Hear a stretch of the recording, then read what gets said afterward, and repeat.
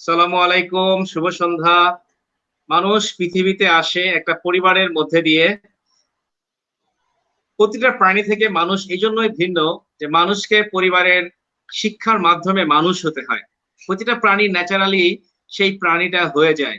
যেমন একটা মুরগির বাচ্চা যখন ডিম থেকে বের হয় তখনই সে হাঁটা শুরু করে। একটা হাঁসের বাচ্চা যখন ডিম ফুটে বের হয় তখনই সে পানিতে সাঁতার কাটতে পারে এবং তার ভিতরে সেই প্রাণীর বৈশিষ্ট্যগুলো অটোমেটিক্যালি চলে আসছে। কিন্তু মানুষ একটা প্রাণী যাকে মানুষ বানাইতে হয়, এবং এই বানানোর জন্য যে দায়িত্বগুলো বাই ন্যাচারালি পেয়ে থাকেন সেগুলো হলো ফ্যামিলিতে যারা আমরা থাকি, প্রথমত বাবা মা, এবং পরবর্তীতে যে সন্তানগুলো যে পরিবেশের মধ্যে বেড়ে ওঠে আমরা সবাই মিলে তাকে বড় করি এবং তার ব্রেনের ভিতরে নানা রকমের সফটওয়্যার ল্যাঙ্গুয়েজ আমরা ইনস্টল করি।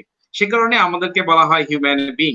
সো এই হিউম্যান বিং তৈরি করতে গিয়ে আমরা নিজের জ্ঞানে এবং অজ্ঞানে সজ্ঞানে আদর করে ইমোশনাল ইমব্যালেন্স হয়ে আমাদের বডি মাইন্ডকে আমরা নিয়ন্ত্রণ না করতে পেরে অনেক ভুল তথ্য, ভুল সফটওয়্যার আমাদের এই হিউম্যান ব্রেনে আমরা ইনস্টল করে ফেলি। তো সেই ইনস্টলেশনের দায়িত্বগুলো যখন প্যারেন্টস এর উপরে আসে, আমরা অনেক সময় সচেতনতা, ইচ্ছাকৃত অনিচ্ছাকৃত অনেক কিছু ভুল করে ফেলি। সেই আলোচনাগুলো আমরা প্রতিনিয়ত করে যাচ্ছি। বোকা বাবা গ্রুপের পক্ষ থেকে মাই ফাদার মাই হিরো শিরোনামে আমি জাকির প্রতিনিয়ত আজকেও আপনাদের সাথে হাজির হয়েছি একজন বিশেষ অতিথি নিয়ে। আপনারা যারা অলরেডি সংযুক্ত হয়েছেন সবাইকে অভিনন্দন, ধন্যবাদ। যারা পরে সংযোগ হবেন বা রেকর্ডিং দেখবেন সবাইকে অগ্রিম ধন্যবাদ। আজকে আমাদের সাথে একজন বিশেষ অতিথি আছেন সুলতানুর আসিফ ভাই। উনি একজন কমপ্লিট নিরেট মানুষ, অনেক বড় মনের এবং বড় মাপের মানুষ। উনি নিজে অনেক কিছু শিখছেন এবং সবাইকে শেয়ার করছেন। উনি ইনার সার্কেল নামে একটা গ্রুপকে উনি ফাউন্ড করেছেন, যেখানে মাধ্যমে মানুষকে অ্যাওয়ারনেস ডেভেলপ করছেন এবং অনেক কাজ করছেন। আজকে আমরা তার কাছ থেকে তার বাবার গল্প শুনবো। তার বাবা কি করে তার জীবনকে এত সুন্দর করলেন, তার বাবার কি কি স্মৃতি আছে, এই গল্পগুলো আমরা তার কাছে শুনবো। সুলতানুল আসিফ ভাই, সালামু আলাইকুম। ওয়ালাইকুম আসসালাম জাকির ভাই, thank you so much for inviting me. বোকা বাবা গ্রুপের পক্ষ থেকে, গ্রুপের সমস্ত মেম্বার এবং সমস্ত অ্যাডমিনের পক্ষ থেকে আপনাকে সাধুবাদ, শুভেচ্ছা, অভিনন্দন এবং আপনার প্রতি আমরা কৃতজ্ঞ। আপনার অনেক ব্যস্ততা এবং অনেক টাইট শিডিউলের ভিতরে আমাদেরকে সময় দিতে চেয়েছেন, এই জন্য আমরা আপনার কাছে সত্যি কৃতজ্ঞ। আপনি আপনার পরিচয়, আপনার বাল্যকাল, শিশুকাল, যেহেতু এটা বাবাদের গল্প এবং ফ্যামিলির গল্প, সো আপনার আপনার জন্মস্থান, আপনি কিভাবে শিশুকাল কাটিয়েছেন, বাল্যকাল, ইউনিভার্সিটি, কর্পোরেট, সাথে আপনার বাবাকে রেখে আপনার বাবার কি কি লেসন গুলো আপনার জীবনকে এত দূর নিয়ে আসছে, আপনার বাবার ভালো ভালো স্মৃতি, স্ট্র্যাটেজি, এগুলো যদি আপনি শুরু করেন। আজকে আপনার গল্প, আজকের প্ল্যাটফর্ম আপনার। প্লিজ আসিফ ভাই শুরু করুন। Thank you very much. Thank you Zakir ভাই, it's really an honour and opportunity, great opportunity. আমরা আমি ফার্স্টেই অ্যাপ্রিসিয়েট করি আপনাকে এবং আপনার পুরো টিমকে যে আপনি এরকম একটা উদ্যোগ নিয়েছেন যেখানে আমরা আমাদের আমাদের প্যারেন্টস, আমাদের বাবাকে নিয়ে কথা বলার সুযোগ পাচ্ছি।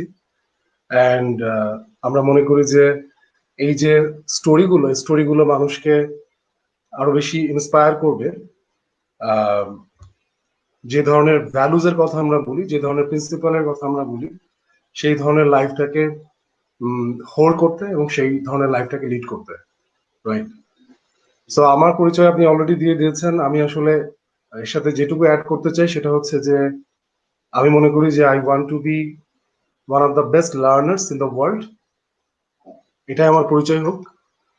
এবং আমি আমার বাবার লাইফের গল্পটা আজকে শেয়ার করতে চাই। It's an inspiration for me, because আমি আমার বাবার লাইফকে যেভাবে দেখি সেটা হচ্ছে যে so many life in one life, right? So আমি বাবার গল্পটা এভাবে শুরু করতে চাই যে যেখান থেকে বাবার জার্নিটা শুরু হয়েছিল, অ্যান্ড আই এম শিওর যে এই জার্নিটার মধ্যেই বের হয়ে আসবে আমার নিজের গল্পটাও। তো আমার বাবার জন্ম হয়েছে 1952 সালের 2রা ডিসেম্বর। আমরা মূলত রাজশাহী মানুষ, কিন্তু বাবার জন্ম হয়েছে দিনাজপুরে, কারণ আমার দাদা কর্মসূত্রে সে সময় দিনাজপুরে অবস্থান করছিলেন। তো বাবা 7 ভাই বোনের মধ্যে সবার বড়, এবং বাবার জন্মের সময় নামকরণ নিয়ে একটা মজার ঘটনা আমি শেয়ার করতে চাই দর্শকদের সাথে। সেটা হলো যে আমার বাবার যখন জন্ম হয় সেই সময় আমাদের রাজশাহী অঞ্চলে আমাদের বাসার চারপাশে অনেক বাবলা গাছ ছিল, এবং সেখানে আর কি বন ঝোপঝাড় ছিল। এবং খুব ইন্টারেস্টিংলি আমার দাদির কাছ থেকে গল্প শোনা যে আমাদের বাসার সাথে যে পুকুরটা ছিল সেখানে কিছু ছোট বাঘ বিচরণ করতে দেখা যেত, যে বাঘে অনেক সময় এসে ঘাটে পানি খেত। তো আমার বড় আব্বা মানে বাবার দাদা তিনি বলতেন যে ছেলের নাম এমন কিছু রাখতে হবে যাতে নাম শুনলে বাঘেও ভয় পায় এবং এই ঘাটে পানি খেতে আসা বন্ধ করে দেয়। এবং তখন বাবার নাম রাখা হয় বাবলা। তো আমার বাবার পুরো নাম হচ্ছে সারওয়ার হোসেন বাবলা। আমার বাবার আহ, দাদির কাছ থেকে শোনা যে আম, আমার আমাদের পরিবারের যে সমৃদ্ধিটা এটা শুরু হয় বাবার জন্মের মানে সাথে সাথে। তার আগে আমার দাদা অনেক স্ট্রাগল করছিলেন। তো আমার বাবার জীবনে সবচেয়ে গুরুত্বপূর্ণ যে ঘটনাটা আমি সেটা দিয়ে স্টার্ট করতে চাই এখানে। সেটা হচ্ছে যে উনি মুক্তিযুদ্ধে অংশ নিয়েছিলেন এবং তিনি ছিলেন অন্যতম কনিষ্ঠ মুক্তিযোদ্ধা। মাত্র 14 বছর 7 মাস বয়সে তিনি মুক্তিযুদ্ধে অংশ নেন। আমি বাবাকে জিজ্ঞেস করেছিলাম যে আপনার মুক্তিযুদ্ধে আসার অনুপ্রেরণাটা কি ছিল। তো বাবা আমাকে একটা গল্প বলেছিলেন, যে গল্পটা হচ্ছে যে মুক্তিযুদ্ধ যখন শুরু হচ্ছে তখন আমার, যেহেতু আমাদের পরিবারটা রাজনৈতিক পরিবার ছিল, আমার আম, এক দাদা উনি সেই সময় রাজশাহী আওয়ামী লীগের একটা অঞ্চলের উনি নগর প্রধান ছিলেন। তখন আওয়ামী লীগের আহ, তাদের কর্মসূচিগুলো এভাবে পরিচালনা হতো যে শহরটাকে দুটাকে ভাগে ভাগ করা হয়েছিল এবং তিনি একটা পশ্চিমাঞ্চলের নগর প্রধান ছিলেন। তো যেটা হয় যে আমার বাবার চোখের সামনে তার দুই চাচাকে পাকিস্তান আর্মি তুলে নিয়ে যায় এবং এটা আমার বাবাকে খুব নাড়া দেয়। অ্যান্ড তার কাছে মনে হয়েছিল যে আহ, আমরা কিভাবে অসহায়ের মতো শুধু মার খাবো। ঠিক তার একদিন পরে খবর আসে যে হয়তো আহ, ওই মানুষগুলোকে মেরে ফেলা হয়েছে। এবং এটা বাবার মনের মধ্যে দুইটা আবেগ তৈরি করে। একটা হচ্ছে তার ইমিডিয়েটলি প্রচন্ড রাগ হয়, এবং তারপরে তার ভেতরে একটা প্রতিশোধ স্পৃহা কাজ করে। বাবা বলেন যে তার মনে হয় যে আমাকে এটার প্রতিশোধ নিতে হবে। এরপরে যেটা হয় যে বাবা আমার দাদার কাছে আসেন এবং গিয়ে বলেন যে আব্বা, আমি যুদ্ধে যেতে পারবো না। তো আমার দাদা এই প্রশ্নটা শুনে কিছুক্ষণ মাথা নিচু করে চুপ করে বসে থাকে। এরপরে কিছুক্ষণ পর উনি মাথা তুলে আকাশের দিকে তাকিয়ে বলে যে তুই যাবি। এরপর আমার দাদা আমার দাদির কাছে গিয়ে বলে যে তুমি কি জানো যে তোমার ছেলে মুক্তিযুদ্ধে যেতে চায়, ও ট্রেনিং নিতে চাই, তো ও কি যাবে, তুমি কি বলো? তো আমার দাদি নাকি সাথে সাথে উত্তরে বলেছিলেন যে আমার ছেলে তো দেশের জন্য যুদ্ধ করতে যাবে, আর দেশের জন্য ওর মতো অনেক ছেলে যুদ্ধে যাচ্ছে, তো ও যেতে চায়, ও যাবে। এটা ছিল আমার দাদির উত্তর। অ্যান্ড যেটা আমি আগেই বলেছি যে আমাদের একটা রাজনৈতিক আহ, আমাদের পরিবারে একটা রাজনৈতিক আবহ ছিল। একদিকে সচেতনতা ছিল, একদিকে রাজনৈতিক সংশ্লিষ্টতা ছিল। তার মনে করি এটাও অনেকখানি কাজ করেছে আমার বাবার মুক্তিযুদ্ধে যাওয়ার পেছনে, এত বড় সিদ্ধান্ত নেওয়ার পেছনে। এরপরে আমি একটু বলতে চাই যে মুক্তিযুদ্ধে বাবা কিভাবে রিক্রুট হলো। রিক্রুটমেন্ট ক্যাম্পে আমার বাবাকে আমার দাদাই নিয়ে যায় এবং রিক্রুটমেন্ট ক্যাম্পটা ছিল ভারতের শেখপাড়া নামক একটা জায়গাতে। এবং সেখানে বাবার রিক্রুটমেন্টটা খুব একটা ইন্টারেস্টিং ঘটনার মধ্যে দিয়ে হয়। ঘটনাটা এরকম ছিল যে যে কোনো রিক্রুটমেন্ট ক্যাম্পের মতো ওখানে দেখা হচ্ছিল যারা অংশ নিতে এসছে তাদের হাইট, তাদের ওয়েট, তাদের বয়স, এই সব কিছু দেখে তারপরে তাদেরকে রিক্রুট করা হচ্ছিল। এখন আমি আগেই বলেছি আমার বাবা ছিল অন্যতম সর্বকনিষ্ঠ, মাত্র 14 বছর 5 মাস বয়স। এবং আমি একটু ছবি দেখাতে আম, ছবি দেখে আপনারা অনুমান করতে পারছেন যে 14 বছর বয়সে একটা ছেলে কত বড় হতে পারে। তো যেটা হয় বাবা দেখলো যে তার বামে এবং ডান পাশে সবাইকে সিলেক্ট করা হচ্ছে, তাদের মাপ নেওয়া হচ্ছে, কিন্তু বাবাকে কিছু বলা হচ্ছে না। তো বাবা তখন যে রিক্রুটিং অফিসার ছিলেন তাকে বললেন যে আপনি আমার মাপ নেবেন না? তো রিক্রুটিং অফিসার খুব মজা করে বলে, মানে এখন বেশ মজা শোনাবে, যে তুমি বাড়ি যাও, খাওয়া দাওয়া করো, করে লম্বা চওড়া হয়ে তারপর আবার এসো। তো পাশে কেউ একজন বলে যে আসলে বোধহয় খাওয়া দাওয়ার জায়গা নেই, কষ্ট আছে, এই জন্য এখানে এসছে খাওয়া দাওয়া করতে।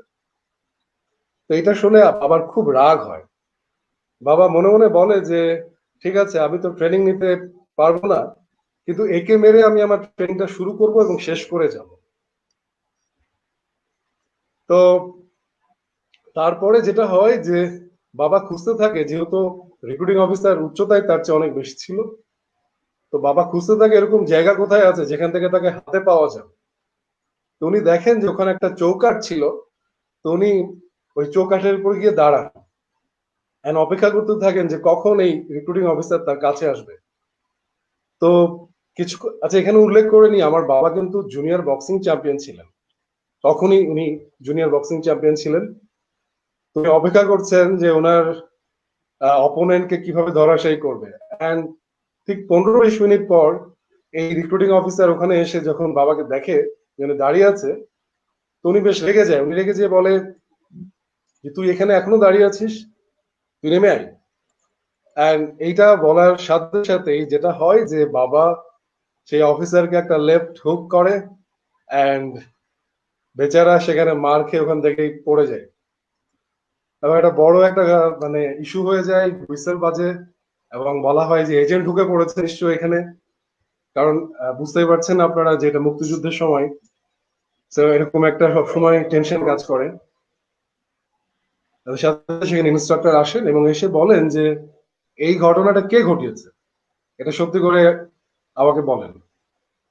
তো আমার বাবার সাথে কিন্তু ওই রিক্রুটিং ক্যাম্পে বাবার মামাও ছিলেন, তিনিও অংশ নিতে গিয়েছিলেন, অলিউল ইসলাম। বাবা মামার দিকে তাকান, ইশারায় ইশারায় মামা ভাগ্নের মধ্যে কথা হয়। ইশারাটা ছিল এরকম যে মামা আমি কি বলবো? তো হলিউল মামা বলে যে হ্যাঁ, ইশারা করে বলেন যে আচ্ছা তুমি বলো, আমি তো আছি। তখন তিনি স্বীকার করেন যে হ্যাঁ, আমি এই ঘটনাটা আমি ঘটিয়েছি। তো সেই ইন্সট্রাক্টর, ওনার নাম ছিল হারুনুর রশিদ, তিনি বিশ্বাস করতে পারেন না যে এতটুকু একটা ছেলে কিভাবে এত বড় একটা লোককে মেরে এরকম ধরাশায়ী করলো। তিনি বলে তুমি মেরেছো, তুমি সত্যি বলছো তো?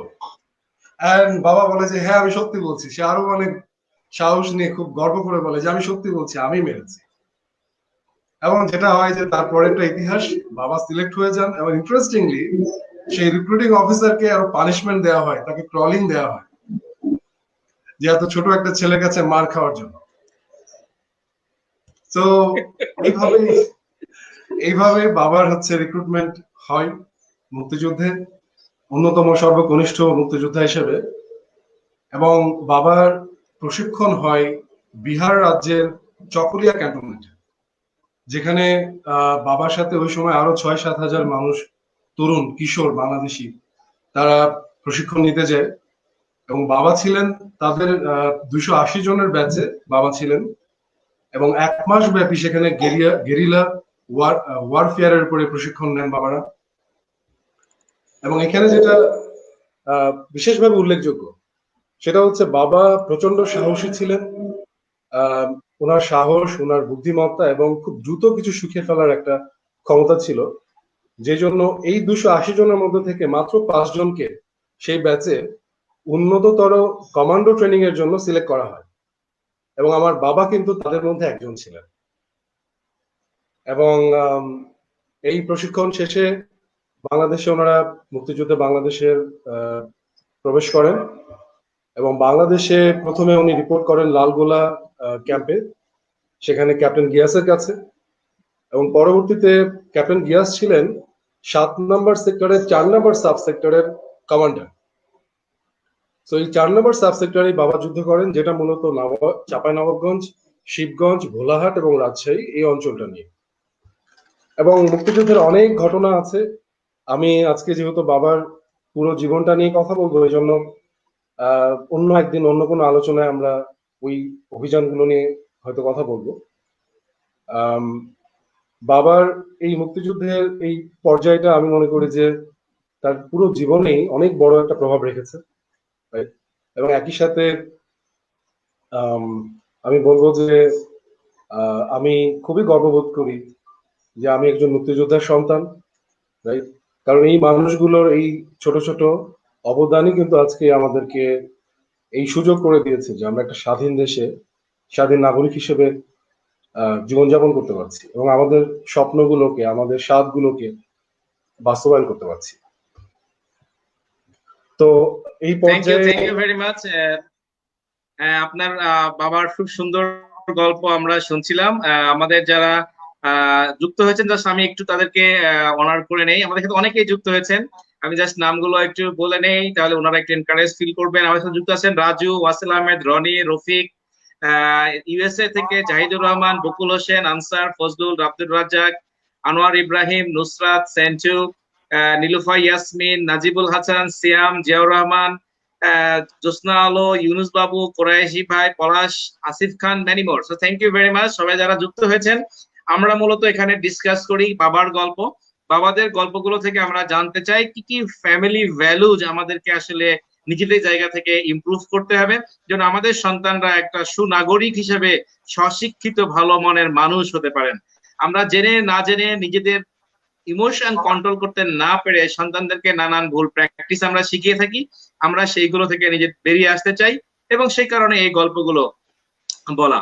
সো আসিফ ভাই, আমি প্রথমেই আপনার কাছে যে জিনিসটা জানতে চাবো সেটা হলো যে আপনার যে জীবন দর্শন, আপনার যে ভ্যালুজ, মূল্যবোধ, আপনার যে আপনি এখন যেরকম ভাবে আছেন একজাক্টলি, সেইখানে আপনার বাবার কি কি প্র্যাকটিস বা কি কি এক্সাম্পল বাসায় বা বা আপনার পরিবারে কি কি প্র্যাকটিস ছিল যে কারণে সেই ভ্যালুস গুলো আপনি এখনো ক্যারি করেন, এরকম যদি কিছু স্মৃতি বা কিছু স্ট্র্যাটেজি আপনার বাবার বলেন।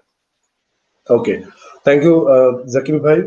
ইনফ্যাক্ট আমি বাবার যে গল্পটা বললাম এখান থেকে আমি কয়েকটা ভ্যালুজ আপনাদেরকে আমি টু দা পয়েন্ট করে বলতে চাই দর্শকদের জন্য, যেখান থেকে আমি অনেকখানি শিখেছি এবং আমার জীবনে অনেক প্রভাব ফেলেছে।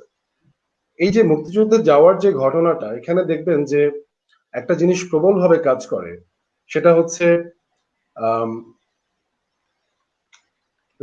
রাজনীতি বা সমাজ সচেতনতা।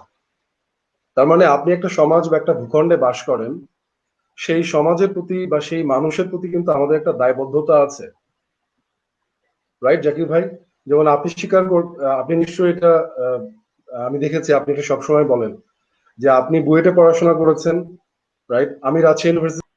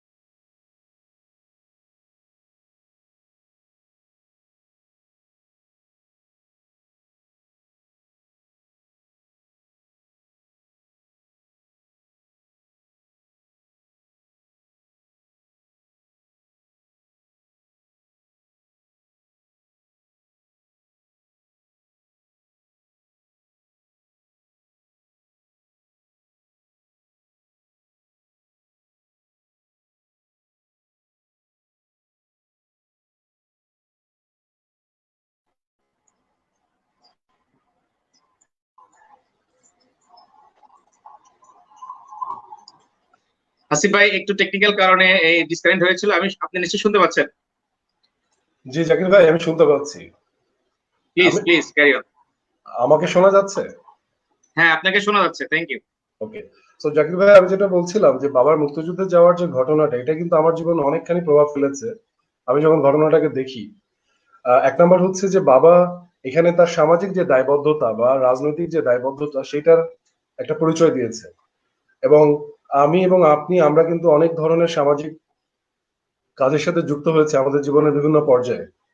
যেমন for example dream for tomorrow, আমরা যে একটা উদ্যোগের সাথে যুক্ত হয়েছি যেখানে বাংলাদেশের ছোট ছোট ছেলে মেয়েদের স্কুলের যারা প্রান্তিক অঞ্চলে আছে তাদেরকে আমরা কতগুলো মূল্যবোধ শেখানোর কাজে যুক্ত হয়েছি নানান ভাবে। তো আমি মনে করি যে এই যে সামাজিক দায়বদ্ধতা, এটা কিন্তু আমার বাবার কাছ থেকে আমার শেখা, যেটা হয়তো আমার বাবা আমাকে মুখে বলেননি, কিন্তু তার জীবন যাপন, তার জীবন দর্শন, সেটা আমরা দেখেই কিন্তু ওই ইন্সপিরেশনটা বা ওই এডুকেশনটা কিন্তু আমরা আমাদের মধ্যে ধারণ করেছি। আমি আরেকটা জিনিস সেখানে উল্লেখ করতে চাই, আমার বাবার তিনি এডুকেশন এবং কালচারে যেভাবে তার জীবনে যেভাবে যে কাজগুলো করেছে, আমি কয়েকটা উল্লেখ করতে চাই সংক্ষেপে, আপনি যদি আমাকে একটু অনুমতি দেন। Please please. Thank you. So আমি দেখেছি বাবা উনি তার জীবনের একটা পর্যায়ে একটা স্কুল প্রতিষ্ঠা করেন, যেটা হচ্ছে রাজশাহী শহরে, যারা গেছেন বা জানেন, রাজশাহী শহরে পদ্মার তীরবর্তী অঞ্চলে ওখানে কিছু প্রান্তিক জনগোষ্ঠী বাস করে এবং তারা মূলত মাছ ধরা, রিক্সা চালানো কিংবা ইট ভাঙা এই জাতীয় কাজ করে তারা জীবিকা নির্বাহ করে। তো বাবা মাঝে মাঝেই ওই নদীর ধার, ওই তীরবর্তী জায়গাগুলোতে যেতেন এবং সেখানে অনেক সময় কাটাতেন। তো বাবা একদিন দেখলেন যে ওখানে ছোট ছোট ছেলেমেয়েরা সারাদিন ধরে মাছ ধরে, তারা খড়ি কুড়াচ্ছে, এবং আরো যেটা দেখলেন এবং উনি খুব কষ্ট পেয়েছিলেন যে এই ছোট ছোট বাচ্চারা বাড়ি গিয়ে তারা বাড়িঘর পরিষ্কার করছে এবং হচ্ছে অন্যের বাড়িতে কাপড় পরিষ্কার করছে। তো ওনার মনে একটা প্রশ্ন আসলো যে এই ছেলে মেয়েগুলো কেন স্কুলে যায় না। তো উনি তখন ওখানে কমিউনিটিতে গেলেন এবং তাদের বাবাদেরকে মাদেরকে ডেকে জিজ্ঞেস করলেন যে আচ্ছা এরা স্কুলে কেন যায় না। তো উত্তরে তারা বললেন যে বাবা আমরা তো চাই তাদের স্কুলে দিতে, কিন্তু আমাদের সেই সামর্থ্য নাই, ওকে বই কিনে দেওয়া, খাতা কিনে দেওয়া, এই অর্থনৈতিক সামর্থ্য আমাদের নেই। তো বাবার একটা বৈশিষ্ট্য ছিল, বাবা কিন্তু তার লাইফে আমি দেখেছি অনেক বড় বড় ডিসিশন খুব দ্রুত এবং খুব তাড়াতাড়ি নিয়ে নিতেন।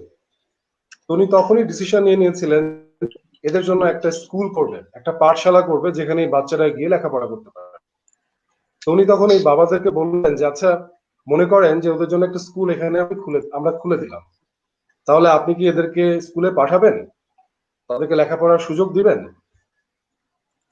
তো এই মানুষগুলো তাতে খুবই খুশি হয়ে যায় এবং তারা বলে যে অবশ্যই আমরা এরকম তাদের বাচ্চাদেরকে স্কুলে পাঠাতে চাই, কারণ আমরা চাই যে তারা আহ, তাদের জীবনে আম, তারা হচ্ছে তাদের ভাগ্যটাকে পরিবর্তন করুক, এটা আমরা চাই। এবং যেমন কথা তেমন কাজ, এবং বাবা স্কুল নির্মাণের কাজে লেগে পড়লেন। অনেকেই বাবাকে এখানে সাহায্য করেছে এবং যাদের কথা না বললেই না, বাবা আমাকে বলেছেন যেন আমি এই নামগুলো অবশ্যই উল্লেখ করি। যেমন একজন ব্যবসায়ী ছিলেন, খুব মহৎ হৃদয় মানুষ, চাষী এনামুল হক। তারপরে বাবার একজন খুব ঘনিষ্ঠ বন্ধু ছিলেন ডাক্তার আব্দুল রশিদ টুকু, কিছু খুব ঘনিষ্ঠ বন্ধু বান্ধব, এবং বাবার একজন শিক্ষক, খুব প্রিয় শিক্ষক, উনি এখনো বেঁচে আছেন, সাদেকুল ইসলাম স্যার, এবং ইন্টারেস্টিংলি তিনি আমারও শিক্ষক ছিলেন। তো এই মানুষগুলো আব্বুকে নানান ভাবে সহযোগিতা করে, এবং মোর ইন্টারেস্টিংলি ওই অঞ্চলের ওই ছেলে মেয়েদের বাবারাও, তারাও কিন্তু স্কুল ঘর নির্মাণের কাজে এগিয়ে আসে। এবং এই স্কুলটি সেখানে নির্মাণ করা হয় এবং সেখানে শিশু শ্রেণী থেকে ক্লাস 3 পর্যন্ত পড়ানো হতো। এবং যেহেতু তারা খুব প্রান্তিক জনগোষ্ঠী, তাদের যে সমস্ত শিক্ষা উপকরণ দরকার হয় যেমন স্লেট, পেন্সিল, বই, এগুলোও কিন্তু তাদেরকে প্রোভাইড করা হতো। তো এই স্কুল কর্মসূচিটা 4 বছর বাবা পরিচালনা করেন, এই মানুষগুলোর সহযোগিতা নিয়ে, আরো অনেকের সহযোগিতা নিয়ে। তো এটা আমি মনে করি যে একটা অনেক কাজ ছিল একদম ব্যক্তি পর্যায় থেকে এরকম একটা কাজ করা, যেটা হয়তো বাবা তার স্পন্সরশিপের কারণে বা অন্য যে সাপোর্ট সিস্টেম সেটা না থাকার কারণে এর বেশি সময় এটাকে আর কন্টিনিউ করতে পারেননি, বা এটাকে সাস্টেনেবল কোনো ফর্ম তিনি দিতে পারেন। তো এই একটা বিষয় আছে যেটা আমি মনে করি যে আমার বাবার জীবনে একটা অনেক বড়, তার একটা বড় পরিচয় এখান থেকে বের হয়ে আসে, এবং একটা মূল্যবোধ আমরা দেখতে পাই এখানে, যে সেটা হচ্ছে serving others, serving the society, serving the country. এখানে একটা কর্মসূচির কথা না বললেই না জাকির ভাই, সেটা হচ্ছে সন্দীপন নামে একটা কর্মসূচির সাথে বাবা যুক্ত হয়, যেটাও ছিল মূলত শিক্ষা সম্প্রসারণ এবং কো কারিকুলার অ্যাক্টিভিটিস ডেভেলপমেন্ট কর্মসূচি। এবং আপনি জেনে খুব খুশি হবেন যে এই প্রোগ্রামটা করেছিলেন বাংলাদেশের একজন জেলা প্রশাসক। তিনি সে সময় রাজশাহীতে পোস্টিং নিয়ে আসেন। খুবই স্বপ্নবাজ একটা মানুষ ছিলেন, খুবই প্রিন্সিপাল সেন্টার একটা মানুষ ছিলেন। তিনিও স্বপ্ন দেখতেন যে আসলে সরকারের পাশাপাশি ব্যক্তি পর্যায়ে এই ধরনের উদ্যোগ থাকলে কিন্তু আসলে আমরা শিক্ষাকে প্রান্তিক পর্যায়ে আরো সম্প্রসারিত করতে পারি। কিন্তু উনি খুঁজছিলেন এমন একজন মানুষকে যে এই স্বপ্নটাকে বিলিভ করবে, বা যার মধ্যে ওই প্যাশনটা আছে, যে প্যাশনটা নিয়ে যিনি তার নিজের সময় এবং এনার্জিকে এখানে ইনভেস্ট করবে। এবং সেই মানুষটাকে তিনি আমার বাবার মধ্যে খুঁজে পান। এবং এই কর্মসূচিটা ছিল মূলত ওনাদের যে কৌশল ছিল সেটা হচ্ছে যে প্রাথমিক পর্যায়ে বাড়ি বাড়ি গিয়ে উঠোন বৈঠক করা, করে সেখানে বাবা মাদেরকে উদ্বুদ্ধ করা যাতে ছেলে মেয়েদেরকে তারা স্কুলে পাঠান এবং তারা তাদের ভাগ্য উন্নয়ন করতে পারে। এরপরে তাদের দ্বিতীয় পর্যায়ের কর্মসূচি ছিল সচেতনতামূলক অনুষ্ঠান করা, যেখানে আমার বাবা এক্সটেন্সিভলি কন্ট্রিবিউট করে, যেখানে স্কুলে বা বিভিন্ন গ্রাম পর্যায়ে এই বাবা মাদের এবং তাদের ছেলে মেয়েদেরকে ইনভাইট করা হতো এবং সেখানে বিভিন্ন নাটিকা, গান, এই সমস্ত সাংস্কৃতিক অনুষ্ঠানের মাধ্যমে এই অ্যাওয়ারনেসটা দেওয়া হতো যে এই মানুষগুলোকে যদি আমরা শিক্ষার ব্যবস্থা করে দেই, ভালো দেই, তাহলে কিন্তু এই ছেলে মেয়েগুলো তাদের ভাগ্য পরিবর্তন করতে পারবে, তাদের জীবনকে বদলাতে পারবে, রাইট? এবং আসিফ ভাই, থ্যাংক ইউ ভেরি মাচ। একটা বিষয় আমি একটু জানতে চাই আপনার কাছ থেকে। আপনি যেহেতু কর্পোরেটে আছেন, আপনি এবং এইচআর প্রফেশনাল, এবং আপনি অনেক ট্রেনিং করাচ্ছেন। আমাদের বর্তমান প্রেক্ষাপটে আমরা যেভাবে ফ্যামিলি গুলোতে নিউক্লিয়ার একটা ফ্যামিলি আমরা মেনটেন করছি, আমাদের বাচ্চাগুলোকে আমরা এমন ভাবে নিউক্লিয়ার আকারে মানুষ করছি, সেখানে কিন্তু তারা টিম ভ্যালু, শেয়ারিং, এগুলোর যে প্র্যাকটিক্যাল লার্নিং, সেটা বেশিরভাগ ক্ষেত্রেই পাচ্ছে না।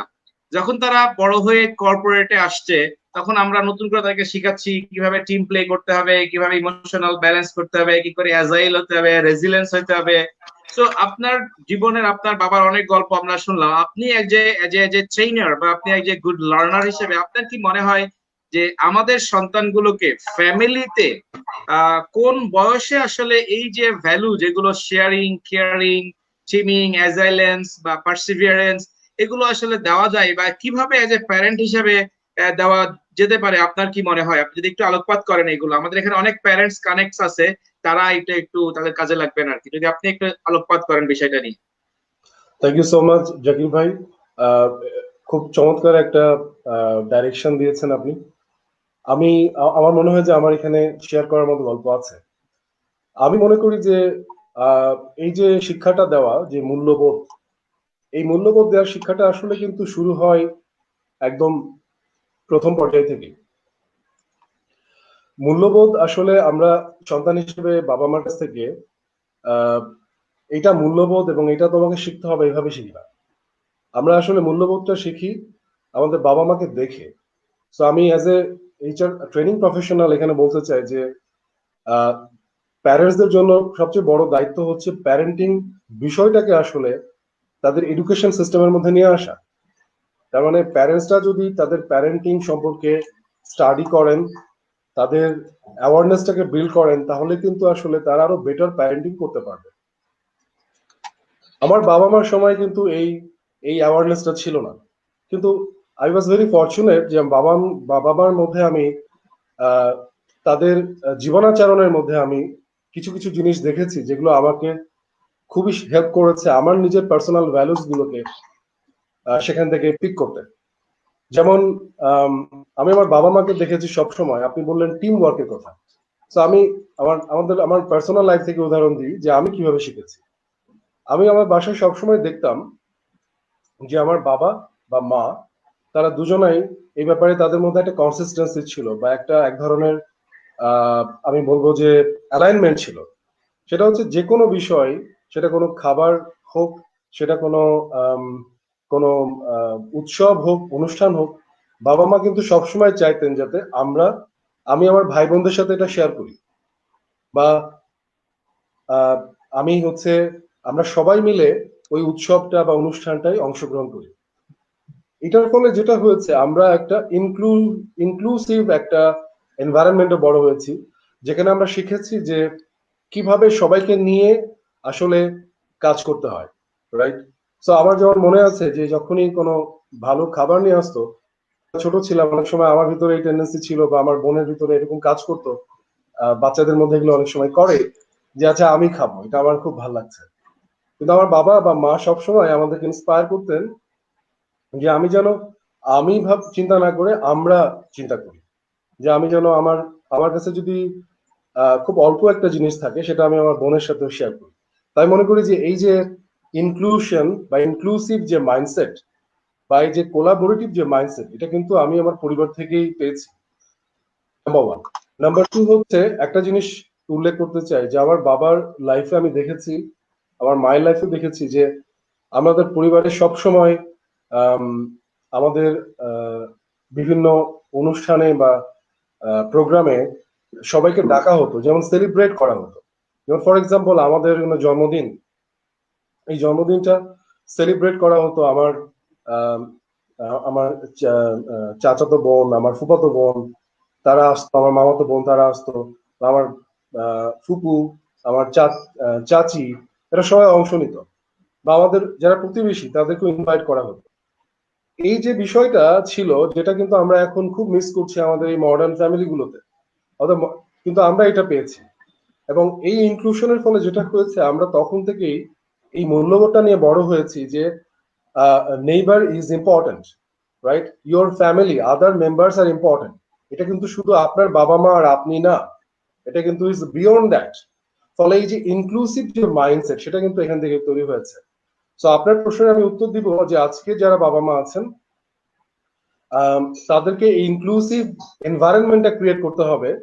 আপনি যখন আপনার পরিবারে অন্যদেরকে, আপনার অন্য ফ্যামিলি মেম্বারসদেরকে নিয়ে আসবেন, তাদেরকে আপনি ইনক্লুড করবেন, তখন কিন্তু আপনার ছেলে মেয়ের ভিতরেও সেই ইনক্লুসিভ মাইন্ডসেটটা তৈরি হবে। আরেকটা ইম্পর্টেন্ট জিনিস হচ্ছে, আমরা দেখছি যে বাবা মার কাছ থেকে ছেলে মেয়ের এখন একটা গ্যাপ বা দূরত্ব তৈরি হচ্ছে। এটার অন্যতম কারণ হচ্ছে যে আমি মনে করি যে আমি আমার বাবা মাকে দেখেছি, তারা সব সময় চাইতেন আমাদের বন্ধু হতে, আমাদের সাথে বেশি ইন্টারাক্ট করতে, টাইম স্পেন্ড করতে। সো এখনকার যারা বাবা মা, আমি ওনাদেরকে বলবো যে আপনারা এই জায়গাটাই চিন্তা করেন যে how much time you are giving to your children, and সেই সময়টা কতটুকু কোয়ালিটি টাইম আমরা দিচ্ছি, রাইট? সো আমি আসলে জাকির ভাই শেষে যেটা বলবো এই পয়েন্টে, সেটা হচ্ছে আমাদের কিন্তু সেলফ লার্নিং এর উপরে অনেক করতে হবে। আমরা যেন কেউ মনে না করি যে আমি সন্তান জন্ম দিলে I will become a wonderful parents. No, it does not work like that. Parenting is a skill, এবং আপনাকে ভালো প্যারেন্টস হতে গেলে you have to learn that skill, right? So এখন তো অনেক মাধ্যম আছে, you can learn from thank YouTube, you. And you can also thank learn you from others. Asif ভাই, আপনি দারুণ বলেছেন। আমাদের সাথে কানাডা থেকে ইথার আপু যুক্ত হয়েছেন। উনি আমাদের একজন খুবই শ্রদ্ধেয় আপু, এবং উনি রেগুলার আমাদের সাথে যুক্ত থাকেন। উনি বলেছেন exactly, parents and teacher are role model to every children. Thank you আপু আপনার নাইস কমেন্টস এর জন্য। আসিফ ভাই, আপনি একদম সুন্দর করে বলছিলেন। এই জায়গাটাই আমি আরেকটু আপনার কাছ থেকে জানতে চাইবো, যে মনে করেন যে এই যে প্যারেন্টিং, আমরা আমরা এই জিনিসটার জন্য এই বোকা বাবা এই গ্রুপের চিস্তি এবং বোকা বাবা গ্রুপের মাধ্যমে মাই ফাদার মাই হিরো শিরোনামে আলোচনাগুলো আমরা প্রতিদিন রাত 10:30টায় করছি। এটা একটা অ্যাওয়ারনেস এর জন্য, যেন আমরা কিছুটা হলেও অ্যাওয়ার হতে পারি। আমি বুঝতে পারি, নিজেকে অ্যাসেস করতে পারি as a father, as a parent, as a part of A parents, আমি কতগুলো মিস্টেক করছি, কোথায় কোথায় আমার আসলে ইমপ্রুভমেন্ট করা যায়। যে কথা ইথার আপু বলছিলেন, যে আমি যদি মডেল হতে চাই, যেমন আমরা জানি যে অনেক নায়ক, বড় বড় বিখ্যাত নায়ক যারা মডেল, তারা কিন্তু তাদের জীবনকে রিশেপ করে ফেলেছে। হ্যাঁ, যারা শাহরুখ খান, কিন্তু এই শাহরুখ খান ছিল না, সে কিন্তু সবকিছু মিলে তার প্যারাডাইম চেঞ্জ করছে, থট চেঞ্জ করছে, বডি চেঞ্জ করছে। সে প্রত্যেকটা সিনেমার জন্য তাকে নতুন নতুন রোল প্লে করতে হয়। সো আমাদের কিন্তু অ্যাজ এ প্যারেন্টস, আমাদেরকেও সন্তানের বয়সের সাথে, আমাদের ফ্যামিলি ভ্যালুজ এর সাথে নিজেদেরকে প্রতিনিয়ত আপডেট করতে হবে। এবং খুব ভালোভাবে আপনি বলছিলেন যে বাবা মা বাই মিস্টেক হলেই শুধু হবে না, বাই ন্যাচারাল হলেই হবে না, আমাদেরকে প্রচুর স্টাডি করতে হবে। আমাদের রাজীব হুমায়ুন খান ভাই একটা কথা বলেছেন যে আপনার দু একটা স্মৃতি, মজার ফানি কোনো স্মৃতি আপনার পিতার সাথে যদি থাকে উনি শেয়ার করতে বলেছেন। থ্যাংক ইউ রাজীব হুমায়ুন খান আপনার এই কমেন্টস এর জন্য। আপনি যদি কিছু শেয়ার করেন আসিফ ভাই, খুব মজার কোনো স্মৃতি আছে কিনা। Okay, first of all Rajib Humayun খানকে আমার আহ, অনেক ধন্যবাদ এবং কৃতজ্ঞতা। উনি আম, আমি একটা স্মৃতি শেয়ার করতে চাই এবং আমার মনে হয় এখান থেকে ভ্যালু আছে এই স্মৃতিটার। You will see the kind of discipline that my father had. So যেটা হচ্ছে যে তখন আমার জন্য একটা খুব পেইনফুল স্মৃতি ছিল। সেটা হচ্ছে বাবা একটা সময় আমাদের ডিসিপ্লিন আমাদের প্রতি বিল্ড করার জন্য আমাদেরকে সকাল 4টার সময় ঘুম থেকে ওঠাতেন, 4টা 4:30টার সময়। এবং এই সকালবেলা ঘুম থেকে ওঠা এটা আমার এবং আমার বোনের জন্য একটা অনেক বড়, এটা একটা পানিশমেন্ট ছিল। আমরা মনে করতাম ইট ওয়াজ এ পানিশমেন্ট, রাইট? আমার বোন, আমি জানি না এই প্রোগ্রামটা দেখছে কিনা, ওর রাজশাহীতে আছে, আই এম শিওর ও রিকল করতে পারছে। তো আমাদের কিছু করার ছিল না, কারণ আম্মুর কাছে যেতাম, আম্মুকে বলতাম যে আম্মু সকাল 4টায় বাবা উঠাই, আব্বু ওঠাই। তো আম্মু বলে যে হ্যাঁ, ভালোর জন্যই উঠাই, তো উঠে পড়ো। তো আমাদের আসলে আর এই দুঃখটা কারো কাছে বলার ছিল না। বাবা যেটা করতো, সকালবেলা উঠতাম, উঠে দেখতাম বাইরে গিয়ে চারিপাশে অন্ধকার, জাকির ভাই। এবং এই অন্ধকারের মধ্যে আপনি মাঝে মাঝে অবাক হবেন যে কোনো রিক্সা পাওয়া যেত না। তো অনেক সময় রিক্সাওয়ালাদেরকে ডেকে নিয়ে আসতো গ্যারেজ থেকে, ঘুম থেকে তুলে ডেকে নিয়ে আসতে হতো। ওকে ওকে। তবে পরবর্তীতে বাবা করলো কি, আমি বাবাকে বলতাম যে আব্বু রিক্সা তো পাওয়া যায় না, আর একটু পরে উঠলে হয় না? তা আব্বু তখন করলো কি, বললো ঠিক আছে।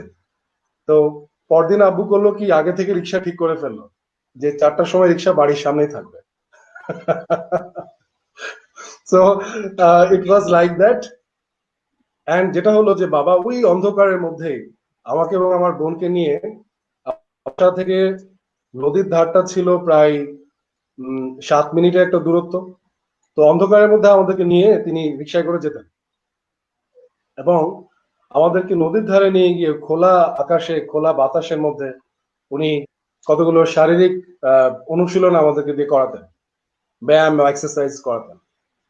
এখানে আরেকটা জিনিস উল্লেখ করে রাখি, বাবা চাইতেন যে আমরা যেন সেলফ ডিফেন্সটাও শিখি।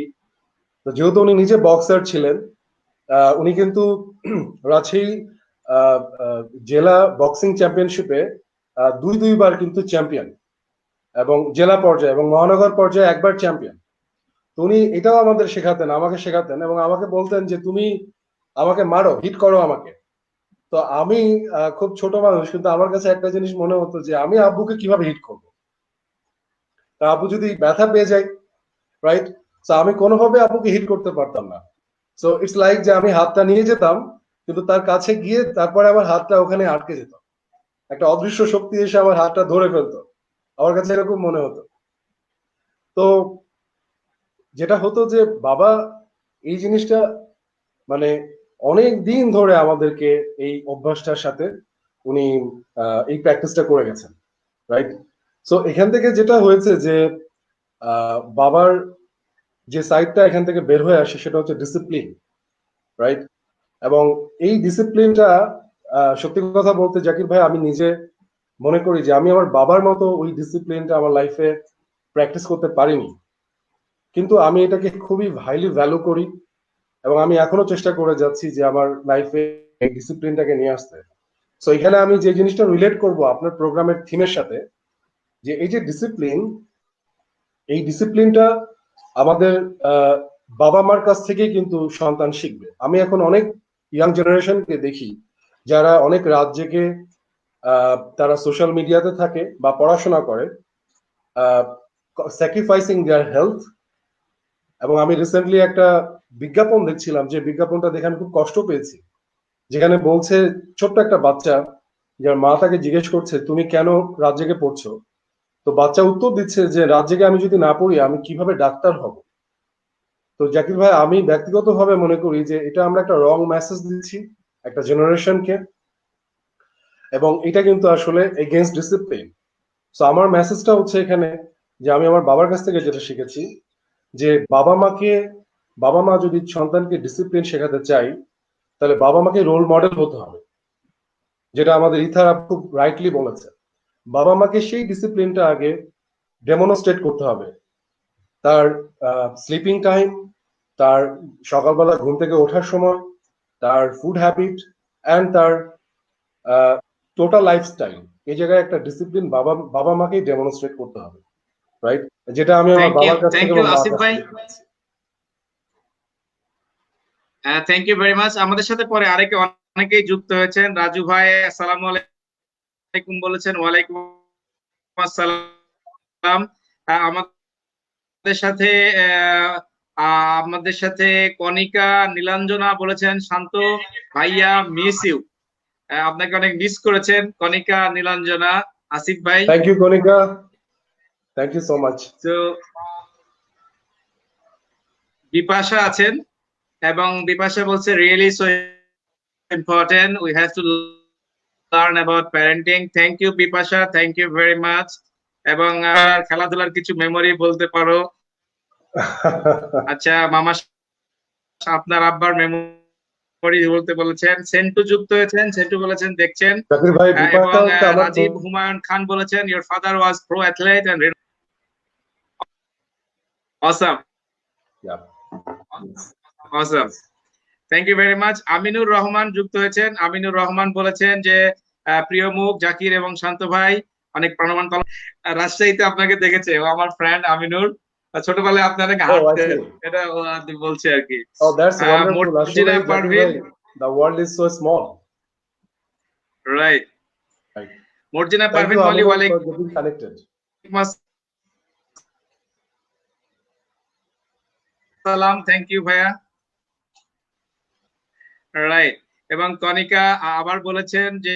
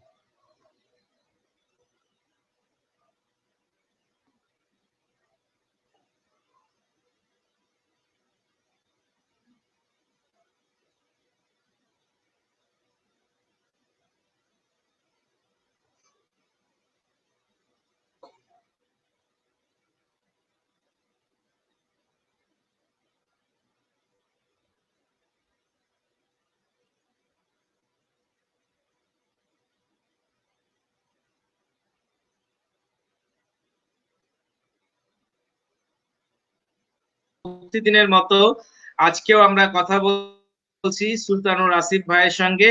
উনি একজন পরিপূর্ণ নিরেট মানুষ। আপনারাই বুঝতে পারছেন যে উনি কতটা ডিসিপ্লিন, এবং উনার আব্বা 4টার সময় অন্ধকারে কিভাবে ডিসিপ্লিন করার জন্য, জীবনকে সুন্দর করার জন্য কত ডিসিপ্লিন ওনার জীবনে করে গেছেন।